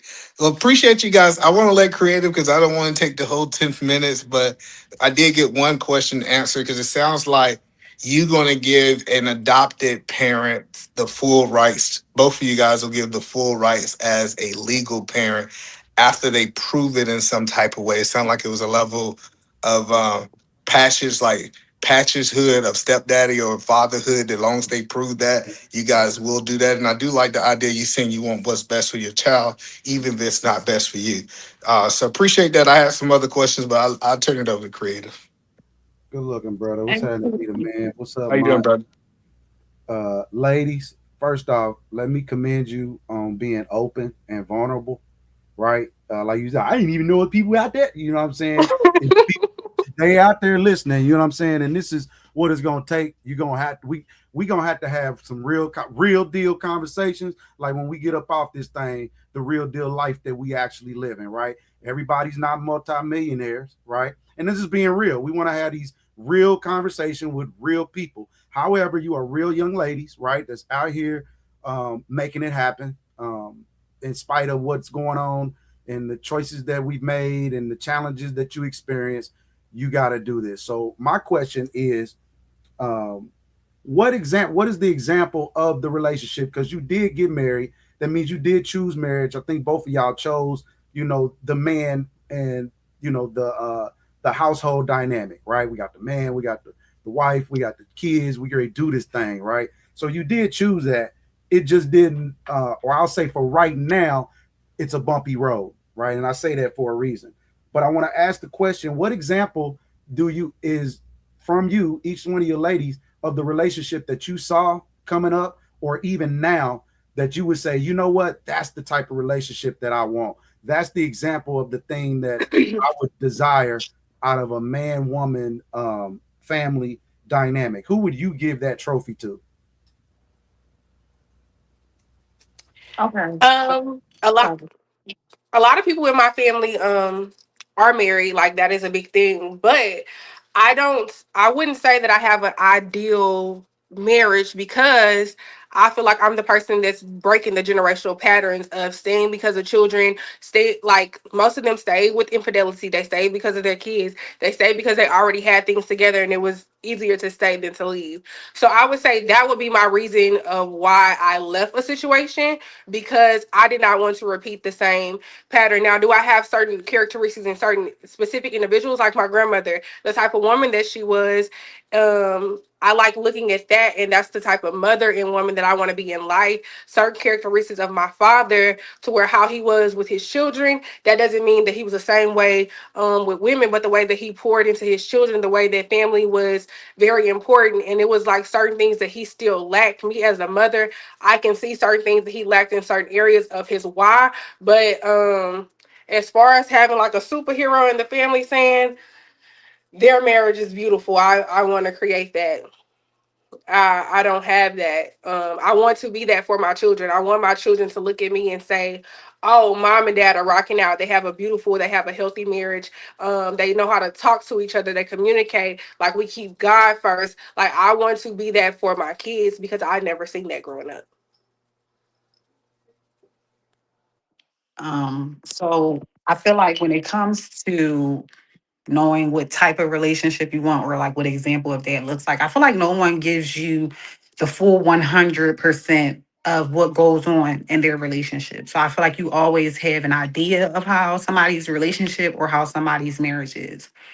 Me personally, I would use mine and Deja as a great example. I feel like that, he creates a space for her to be safe. She is safe. I agree with a lot of the views he shared as far as dating and things like that. And you just kind of get an idea of how his relationship is, not necessarily what goes on, but you just kind of get an idea of how it works. So, yeah, I would say that. I would use them as an example. So, and my them fairly new, you know what I'm saying? So apparently the young man had made an impact on some folk around here. You know what I'm saying? But that's okay, and that's actually what we want, right? You jumped off the porch and y'all chose marriage, right? You chose man woman dynamic, right? First, hey, I'm gonna choose my man. Somewhere down the line, it got really challenging to the point to where life starts to life, and we got to make some real decisions, right? So it don't matter what we talking about on these apps and in all these spaces, right? What's really going on is when we get up off of here and how you yourself actually have to deal with these things. But I think what this room showed today is that you're not alone, right? That you relatively are not alone, and that y'all two beautiful black women right here. You understand who they made some beautiful black kids, right? That needs they beautiful black daddies who are beautifully imperfect. So you said something, Naki. What is that? Not Shell. Shell.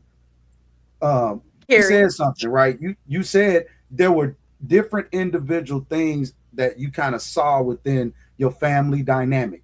Key was there was a family dynamic.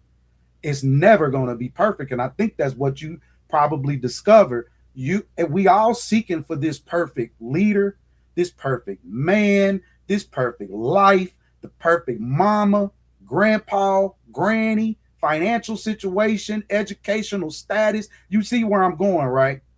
Right, and it's almost too much pressure that we, even as a community, put on ourselves to be such top flight individuals in every aspect of our life that we do, that when that doesn't happen, now you get all these mini letdowns, right? I didn't do this, I didn't do that. Well, what was the standard? Was the standard that you set. It wasn't necessarily you know what I'm saying? You get where I'm going?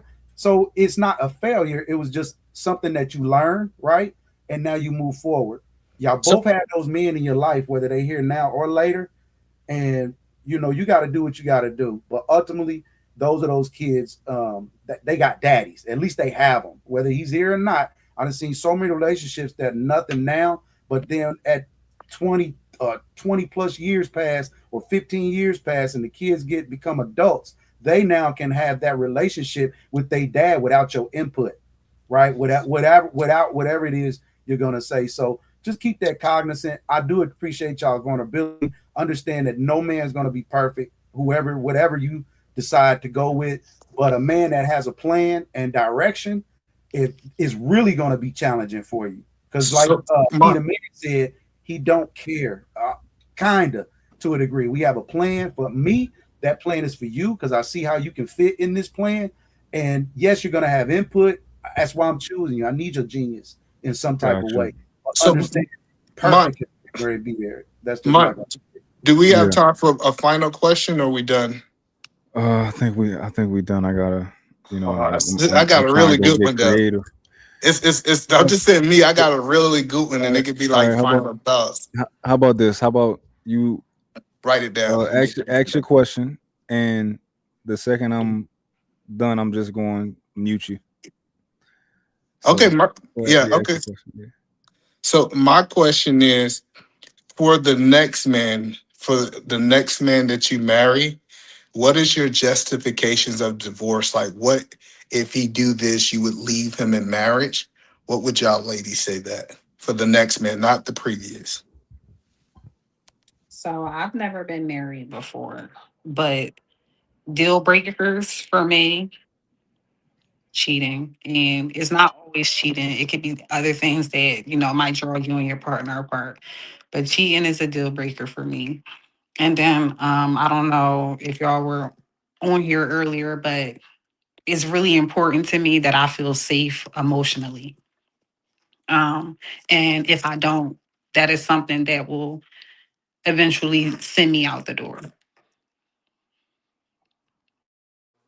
Um, Yeah. I I agree. I would say cheating because I feel like anything else is just maybe I wouldn't say unrealistic, but I feel like every now and again, real tests in relationships to see if we'll endure certain things. You might have financial hardship. You might go through grief. You might go through a times where communication was poor and you didn't like understand to where like mentally you might be like, I'm ready to check out. But those are things that you can work through and y'all can make it over there. But like cheating is kind of like, nah, I can't overlook that one. I can't overlook everything else. I feel like look what a look. Oh, and physical, domestic, anything to where like it's abusive, you got to get up out of that. So I think we agree with cheating. We'll agree with domestic violence. How do you know see Sierra, you're feeling emotional safe? Is that something that I want to understand what you meant by emotionally safe? Because you can feel safe at sometimes and not safe at others. I'm just trying to figure out how do you measure that? So emotionally safe, me being able to be vulnerable. I feel like a lot of times, well, at least in my personal situations, a lot of times men have not created the space for me to be vulnerable. And I think that's one of the key things that plays into being emotionally safe. And then, as far as, just me expressing how I'm feeling right now, be it towards you, be it towards, our relationship. I want to be able to come to you and bring those things to you without it being a big thing, without feeling like, oh my gosh, maybe I should have just never said something. I never want to feel like that in a relationship. I want to know that my man absolutely wants me to come to him when I'm feeling uneasy in the slightest way about anything. So, Well, I get what you're saying, but most men in relationships can't be vulnerable, right? Because a lot of them will say that if I be vulnerable, say, hey, this happened to me, we get in an argument, the woman will bring it up in the argument. That's why you peed in the bed when you was 10 or whatever it is, right? It usually can be weaponized, right? That's what men are saying, regardless if we believe that that's true or not.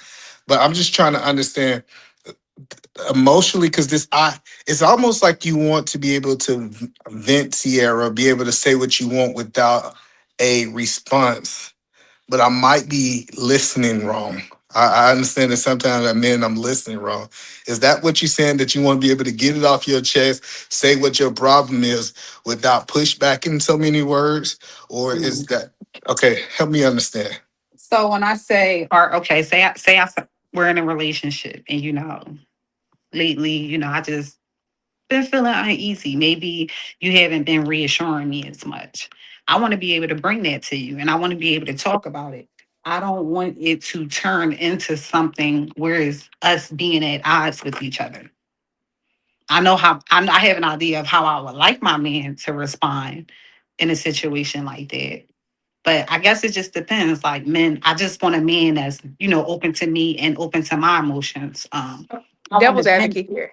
devil's advocate here. So what if it's a period of time to where like maybe he's going through something, maybe because sometimes when men go through financial situations and stuff at a job, they cannot be there for you emotionally. So what if it's a long period of time to maybe like 6 months or 3 months to where he can't provide that emotional reassurance that you may need, not necessarily saying because he doesn't want to, but just because his plate is like a little full, and sometimes they would rather go through things in private than to say this is what's going on, and when it's done, like, okay, this is why I was woo woo woo. Are you able to sit out for those 6 months and endure the lack of that you're looking for and still be able to pour into him in the times to where you might be used to 100 or maybe days to where it's 80-20, but this time it might be 60-40 or 70-30.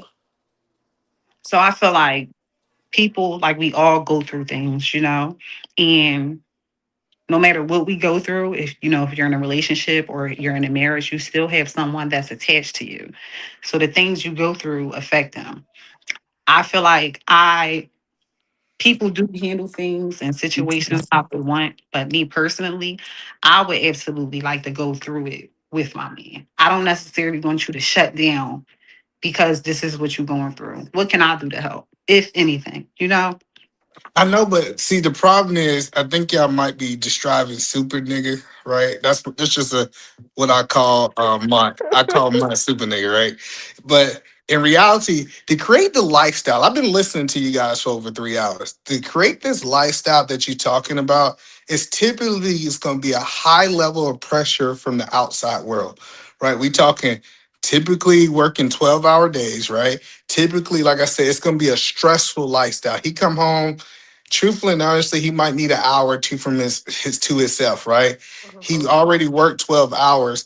I'm just trying to understand because I was always taught, and I might have been taught wrong, that your village was supposed to be your emotional support, not your men. Now, I'm not saying that your man can neglect your emotions, but when you want to do all this talking and you got all these feelings, you're supposed to call a homegirl who got your relationship's best interest, and that's who you're supposed to get your emotional support from.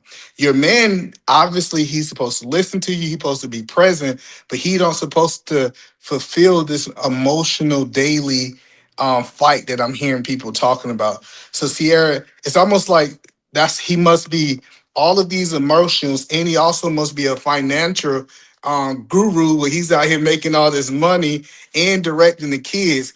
Is it possible that you're trying to put too large of a burden on that man? And I think Hold that's on. it. I gotta give either man some pushback. I don't want to. So I don't necessarily agree with you right there, right? Let's take out the super nigga stuff, right?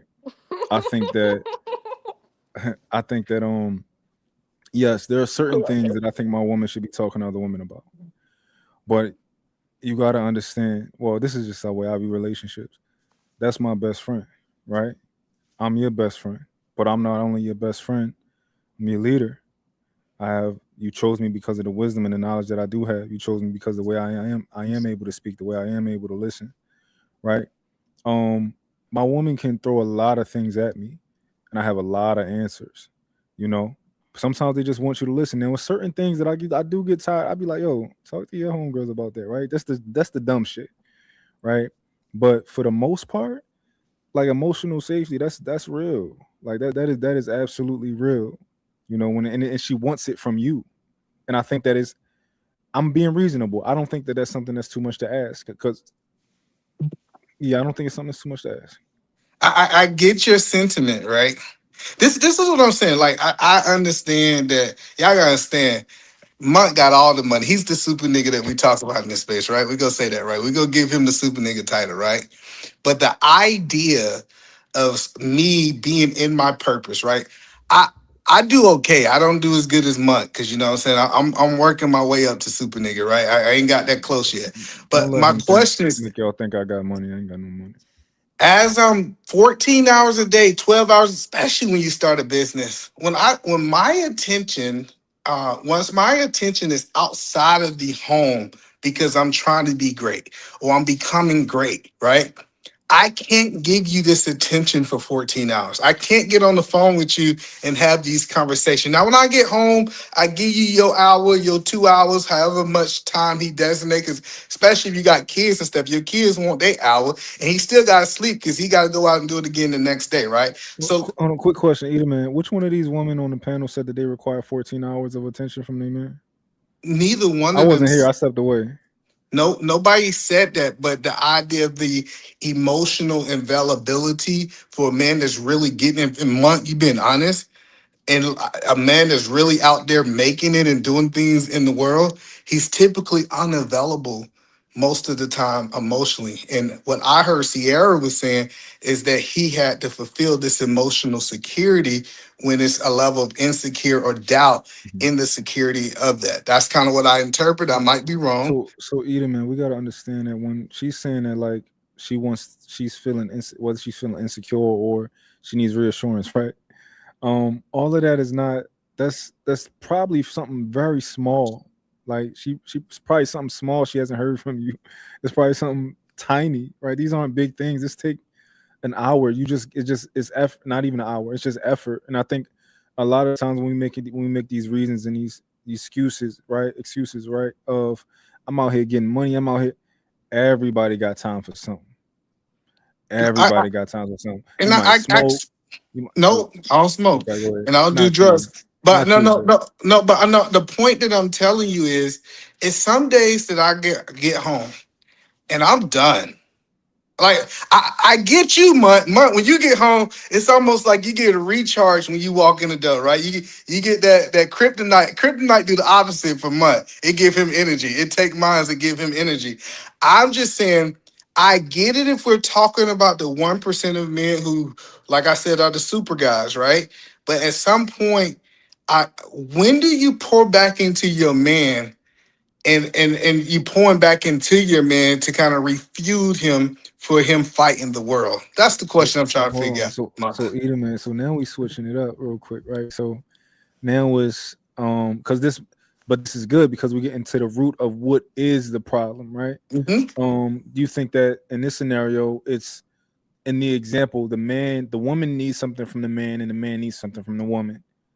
Like Sure, he needs to be recharged, and she needs reassurance. They both need something, right? sure. I absolutely, I think they both can figure that out. Just people not talking, they're not communicating. Like, if you need something from your woman, tell her. Like, people are more reasonable than we think. You know, we just not talking. We want them to understand. We want them to know. And everybody not a super nigga. Everybody not gonna know, right? We, you gotta talk. And I just How think wait a people, minute? How would your man? How would your woman recharge you? Like, what's a recharge for you? What does that look like for you? Full body massage, head rub, shoulder massage after work, and being peaceful. and you don't think Okay. that's a little bit more than us asking for emotional safety? That's like physical. Don't get me wrong. I feel like men, like good men, deserve that. But you see how you're asking something of us, and we are able to give you that. We're able to run a bath. We're able to give you a massage. We're able to give you that hair rub, whatever. And we are able to do that after you've been away for 14, 12 hours a day. If I bring a situation to you like, babe, I just been, feeling a bit insecure or just, doubting, what we have going on. I think it's easier for you to reassure me than it is for in the things you described. That's not hard to do, by the way.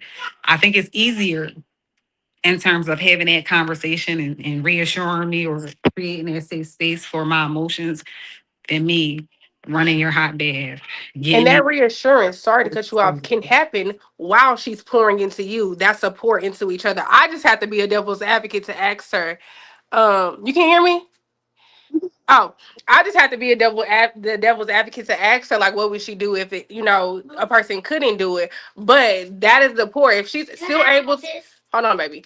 If she's still able to, yeah, take it. If she's still able to pour into you after she's had a long day, I'm gonna even be more dramatic. Let's say she's pregnant or just had a baby postpartum, and she's still able to pour into you. The least a man can do, even with a busy schedule, is provide that reassurance and be there for her emotionally. And that's all I got to say. Give me an example of this reassurance. Maybe I'm just not understanding. Because like telling your wife, I think kissing your wife before you leave the house, right? Maybe even taking time on your break to talk to her, or to just say, "Hey, I was thinking about you. I got 20 minutes." This and getting home, telling them that I love you. I'm not saying men should be able to negate that things because I think those things are common. I'm trying to understand what is this reassurance that y'all feel that you need that you're not getting outside of those.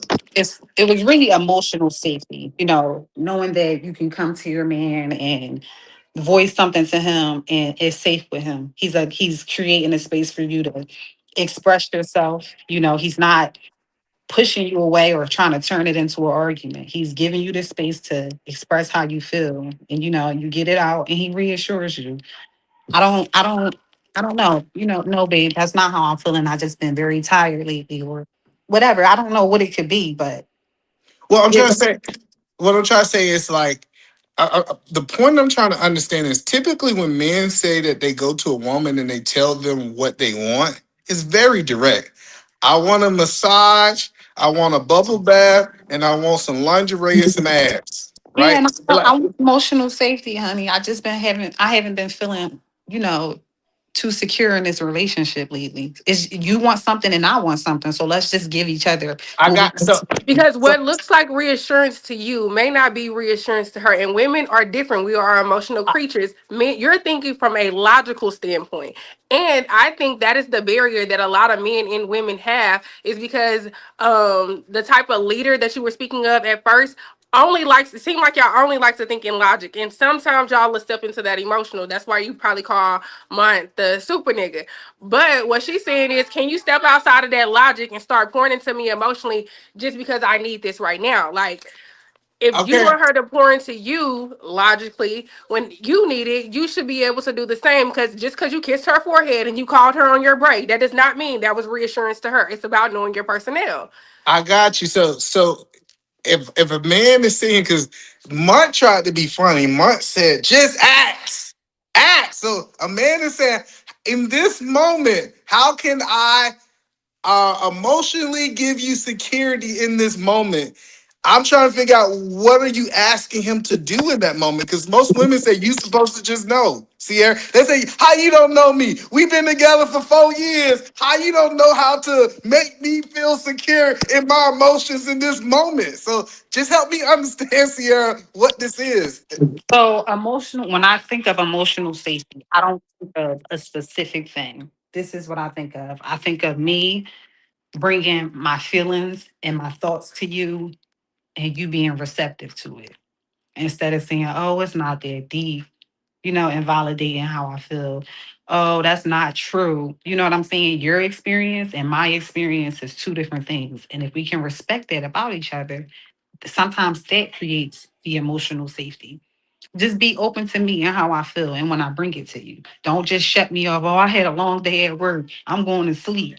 You got a long day at work every day. When are we ever going to be able to talk about it if that's how I'm getting met when I bring these things to you?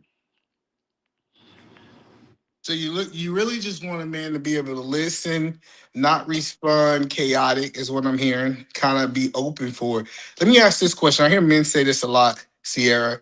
They say that they're listening, but they're halfway listening. Is that okay with you, Sierra, or do you have to have this undivided attention when I you? absolutely have to have your undivided attention because if you Mm. want to listen, you need my undivided attention too. I think it goes both ways. I don't want to half-ass listen and then half-ass treat you a certain type of way. I want to listen, I want to get it right, and I want to fix what we have going on. And I just want my man to respond the same way when it's me or him, on the other end of it. Interesting. So basically, you want his undivided attention. If I heard it correctly, right? You want his undivided attention. You want him to listen, and you want him to respond in the appropriate manner that you don't feel like you're attacked. Is that fair to sum it up, or is that Well, yeah, because I feel like I'll just use me as an example. There's been times, or in my last situation, there was times I brought issues to him. And instead of him just understanding that, I'm being vulnerable and this is how I'm feeling, it's always invalidating how I feel, or it turning into an argument or something like that. Those type of things don't create emotional safety. Those type of things will make a woman just not want to say things, make women, want to shut down or go mute. Me personally, I am a runner. I avoid a lot of things. So if I come to a man and I'm like, listen, this is what's going on with me, this is how I'm feeling. I just need to know, like, what are you thinking? And I'm met with that energy, I just feel like, okay, maybe he's not the man for me. Because I feel like the man for me is going to be okay with me bringing those type of things to him. I got you. So just to understand, so say you got a man that works, like I said, 14 hours a week, his day Saturday. He said, hey, I can't deal with this Monday through Friday. I'm gonna cut some time out Saturday. And I want to make sure that I'm present. I'm making sure that I'm sleeping a little bit late. But once I get in, I want you to be able to get what you need. If you got that once a week or every other week, do you believe that that'll be enough? Or do it have to be like a normal type thing that you able to do this venting? Well, let me ask you this. If there was something that you wanted to address with me, well, not me, but your partner, right? And she says, and it's Tuesday, and she says, oh no, babe, I'm busy. This conversation can wait until Saturday. Would you be okay with that? I'm perfectly okay with that. I would not be okay with that. We might not have to talk about it Tuesday, but when Wednesday roll around, can you reserve an hour or something for me? Interesting. All right. So this idea is that you really kind of want him to be open. You want him to be open when you need him to be open. So like, And I want to be open when he needs me to be open as well. Because what I want from you, I want you to be able to get that from me as well. And I feel like men need emotional safety too. well, let me give you a perspective, right? I don't know if you understand it. I think women choose horrible times to have conversations, in my opinion, right? And it's just anecdotal. If my wife is cooking a meal for my family, I'm not going there to get emotional support at that time, right?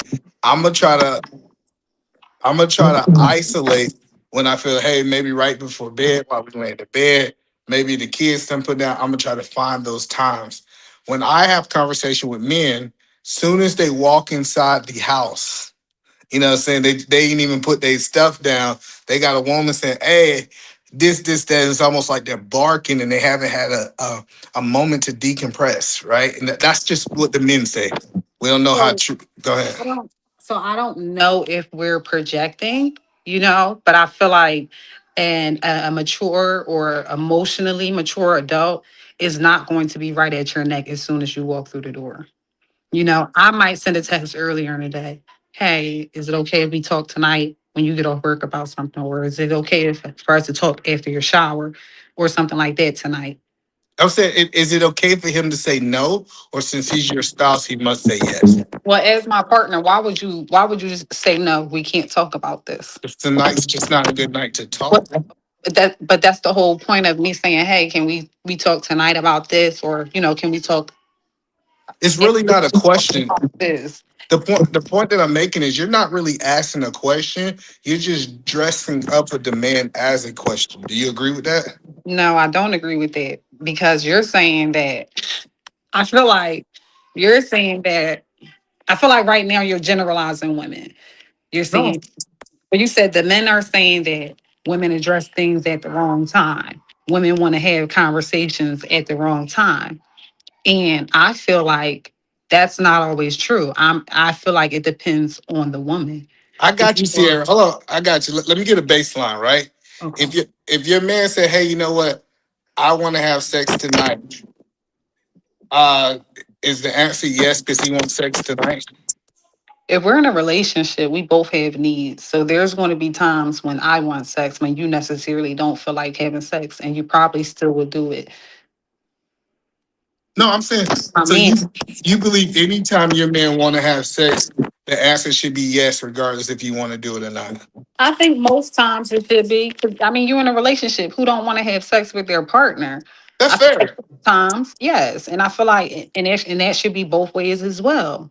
Was No, was his and was his is yours. I got that. So now that makes sense to me.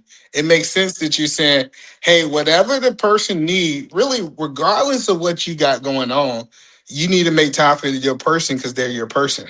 Yes, you have someone attached to you, and the things that you go through, it affects them. And the things that I go through, it affects you too. That's fair. Like, because I see the consistency on it, right? So if I need something, I think what it really comes down to, if I need something, regardless of what you're doing, you need to make time to take care of it, typically in the now and not the later, and vice versa. What you're saying, if I'm not saying that because you could be at work. And that's why I would hit you with the, hey, can we talk about this later tonight after your shower or something? That's why I'm saying it depends on a person because there are some women who will be screaming and barking as soon as you walk through the door. no, That's no, not. no, I'm being reasonable. Like it might sound like I'm not being reasonable. What I'm saying is that if something was brought up to you, you typically want it to be taken care of that day, the latest 24 hours, right? If you need to talk, I need to get this off my chest, and like this, because I'm trying to understand the dynamics. Let me help you understand where I'm coming from, right? It's certain things that I bring up to my wife, Sierra. My wife would say, "Hey, I need a couple days to think about that," but that's her personality. Sometimes we don't calculate the personality of the person that I am.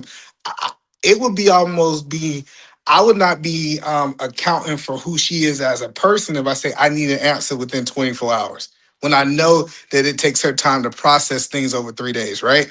That's just the type of person she is. So She's communicating that. She's communicating that. That's why I'm saying it depends on the person. yeah, so if he communicates, say you said, "Hey, can we talk tonight?" He said, "Hey, you know what? Tonight's not a good night. I had a really chaotic day at work, and I don't want to take that out on you. I know it's Monday, but can we talk about this Wednesday? Because I got two chaotic days back to back. Is that something you can park it? You can park for 2 days into Wednesday for us to talk about it." Yes, because when you word it like that, that's fine. Before you were just wording it like, "Oh, I can't talk about this tonight," and that vague response, no woman is ever going to be okay with that. We're going to immediately take that as, okay, he don't care about how I feel. Hey, I'm tired tonight. Work has been really stressful. Can we just talk about this in a day or two? That sounds so much better than no, not tonight. No, no. So Sierra, I'm asking baseline credit because so first of all, I'm in sales. I can make everything sound good to my wife. That's my listen. If I can sell a random person something, I can word it in a way that she can receive it. So I'm not saying that how you word things doesn't do this. I was actually speaking on the bottom line of things. Like the bottom line of things is if he says no, like because I think that that creates a level of a person not being emotionally secure. If a person say, "No, I don't want to have sex with you," man or woman, right? If a man say that or a woman say, "No, I don't want to have sex," they might be tired, but it was like, "Oh, they don't want to have sex with me." So this idea being in a 30-year marriage, being in a 40-year marriage, I think these are things, the point that I was making that happen in the job, it's not really a point where you walk away from these, y'all guys figure it out. The best advice I ever got in marriage counseling, premarital counsel is if y'all act like divorce is not an option, you guys will find out solutions for all your problems. And there's so many people that since divorce is an option, they don't come with a solution because their solution is divorce. That kind of makes sense, Sierra? Or is that kind of off? No, it's not. It's not off at all. Um, I just really think that it still comes down to who you are and who I am and how we operate in this relationship. Hmm. Like you said, your wife is somebody who needs a few days to process things. You know that about her. Y'all have that understanding, you know? As my man, you know that sometimes, I need to talk about this in a day or two, because maybe that can create more problems. It's about knowing you and knowing me. That's all. Well, no, I'm just, especially when it's talking about decision makings. So as a man, we're making decisions for the whole family, right? It's not just a decision for me. And it can be very dangerous for a man to be able to make a decision off his first thoughts without actually analyzing the whole situation.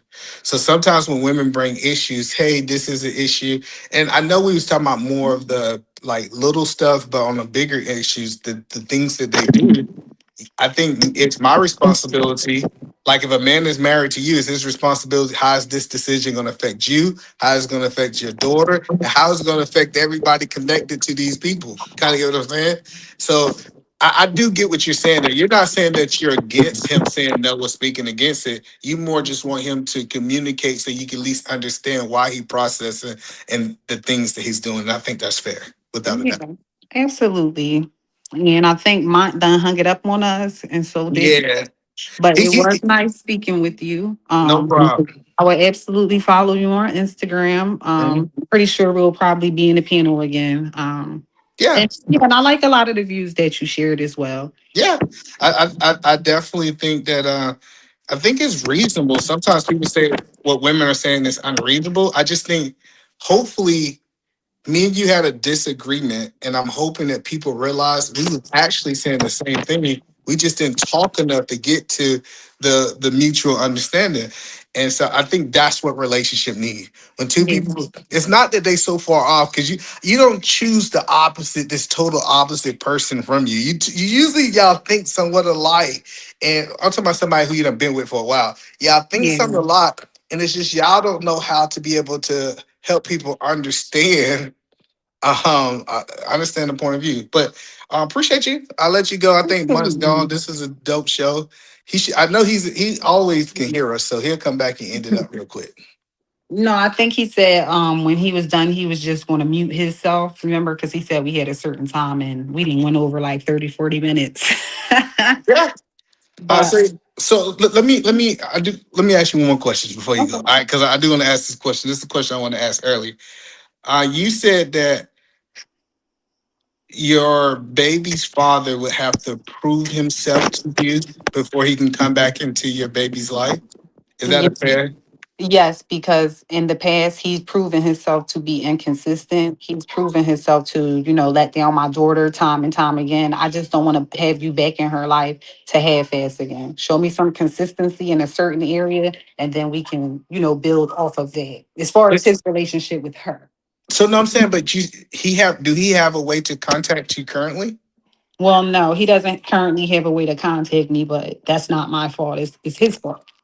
I get that, but so like from a man's perspective, and I know you got to go, so I'll make it quick. From a Mhm. man perspective, how can I prove myself that I have changed or I want to spend time with my daughter if I have no access whatsoever?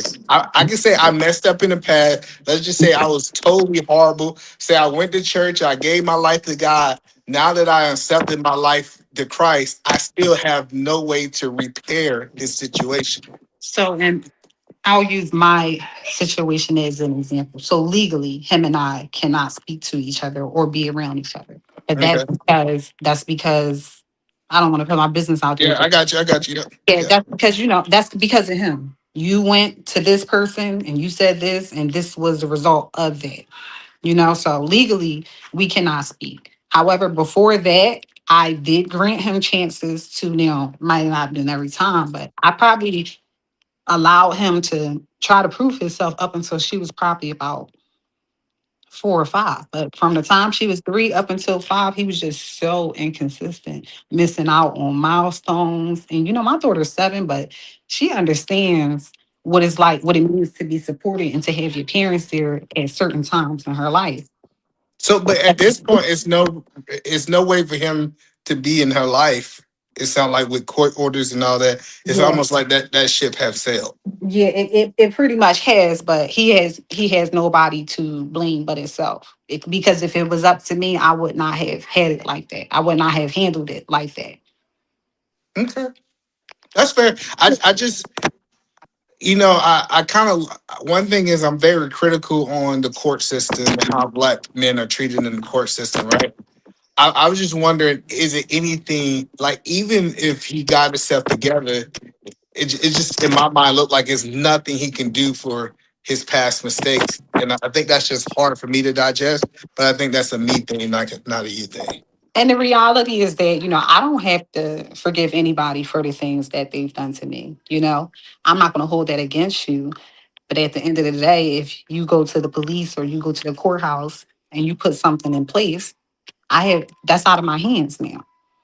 Like we legally can't speak to each other because of him. You know, I have sole physical and legal custody of my child because they were able to see that I was a more fit parent.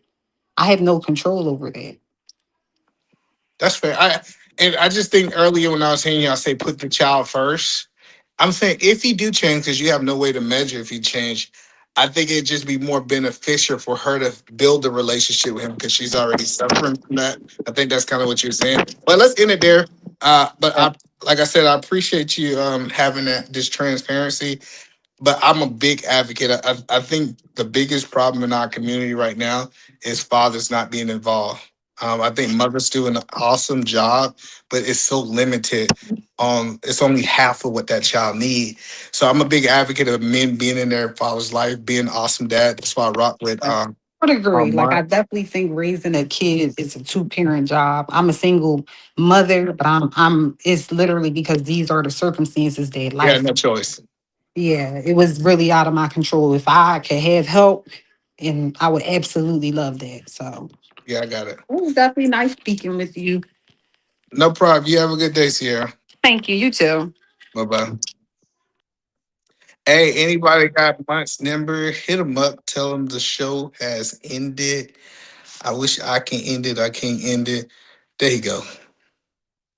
All right, Mont. I'm about to get up out of here. That was a pretty dope back and forth, man. No, absolutely, man. I Look like he appreciate just it. got done doing something he was supposed to do it. That's how my nephew looked like when he get in trouble. He just pop up like that. I was like, but no, that Yeah, was dope, man. I just one like I said, I'm gonna give you your flowers, bro. I think these conversations could be so much fruitful if we don't attack each other. I see so many people. I'm like, we don't even know what's going on because y'all so going at each other now that you don't even understand why they think this way. But great show, great individuals. Those women was awesome. So I definitely look forward to your Sunday show. absolutely, man. I appreciate you. All right, brother. All right, man.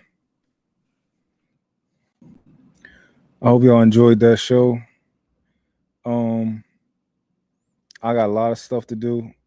I'm trying to wash my plants and all that type of stuff. But yeah, man, I appreciate all y'all coming through. I'm gonna play some music on the way out, so can catch these vibes. But yeah, man, next Sunday, same time. I'm gonna try and stay consistent. I almost didn't even want to do the show today. I wanted to be doing other shit, but you know, appreciate y'all coming through, man, and rocking with me.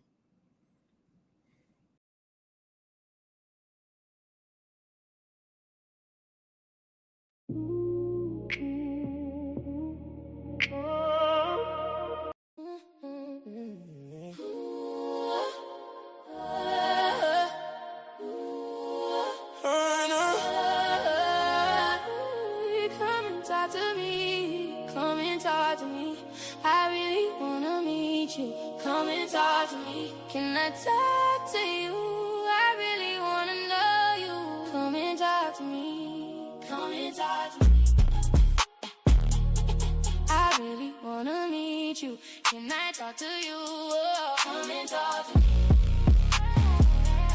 I really wanna know you. Come and talk to me. Come and talk to me. Yeah. I really wanna meet you. Come and talk to me. Can I talk to you?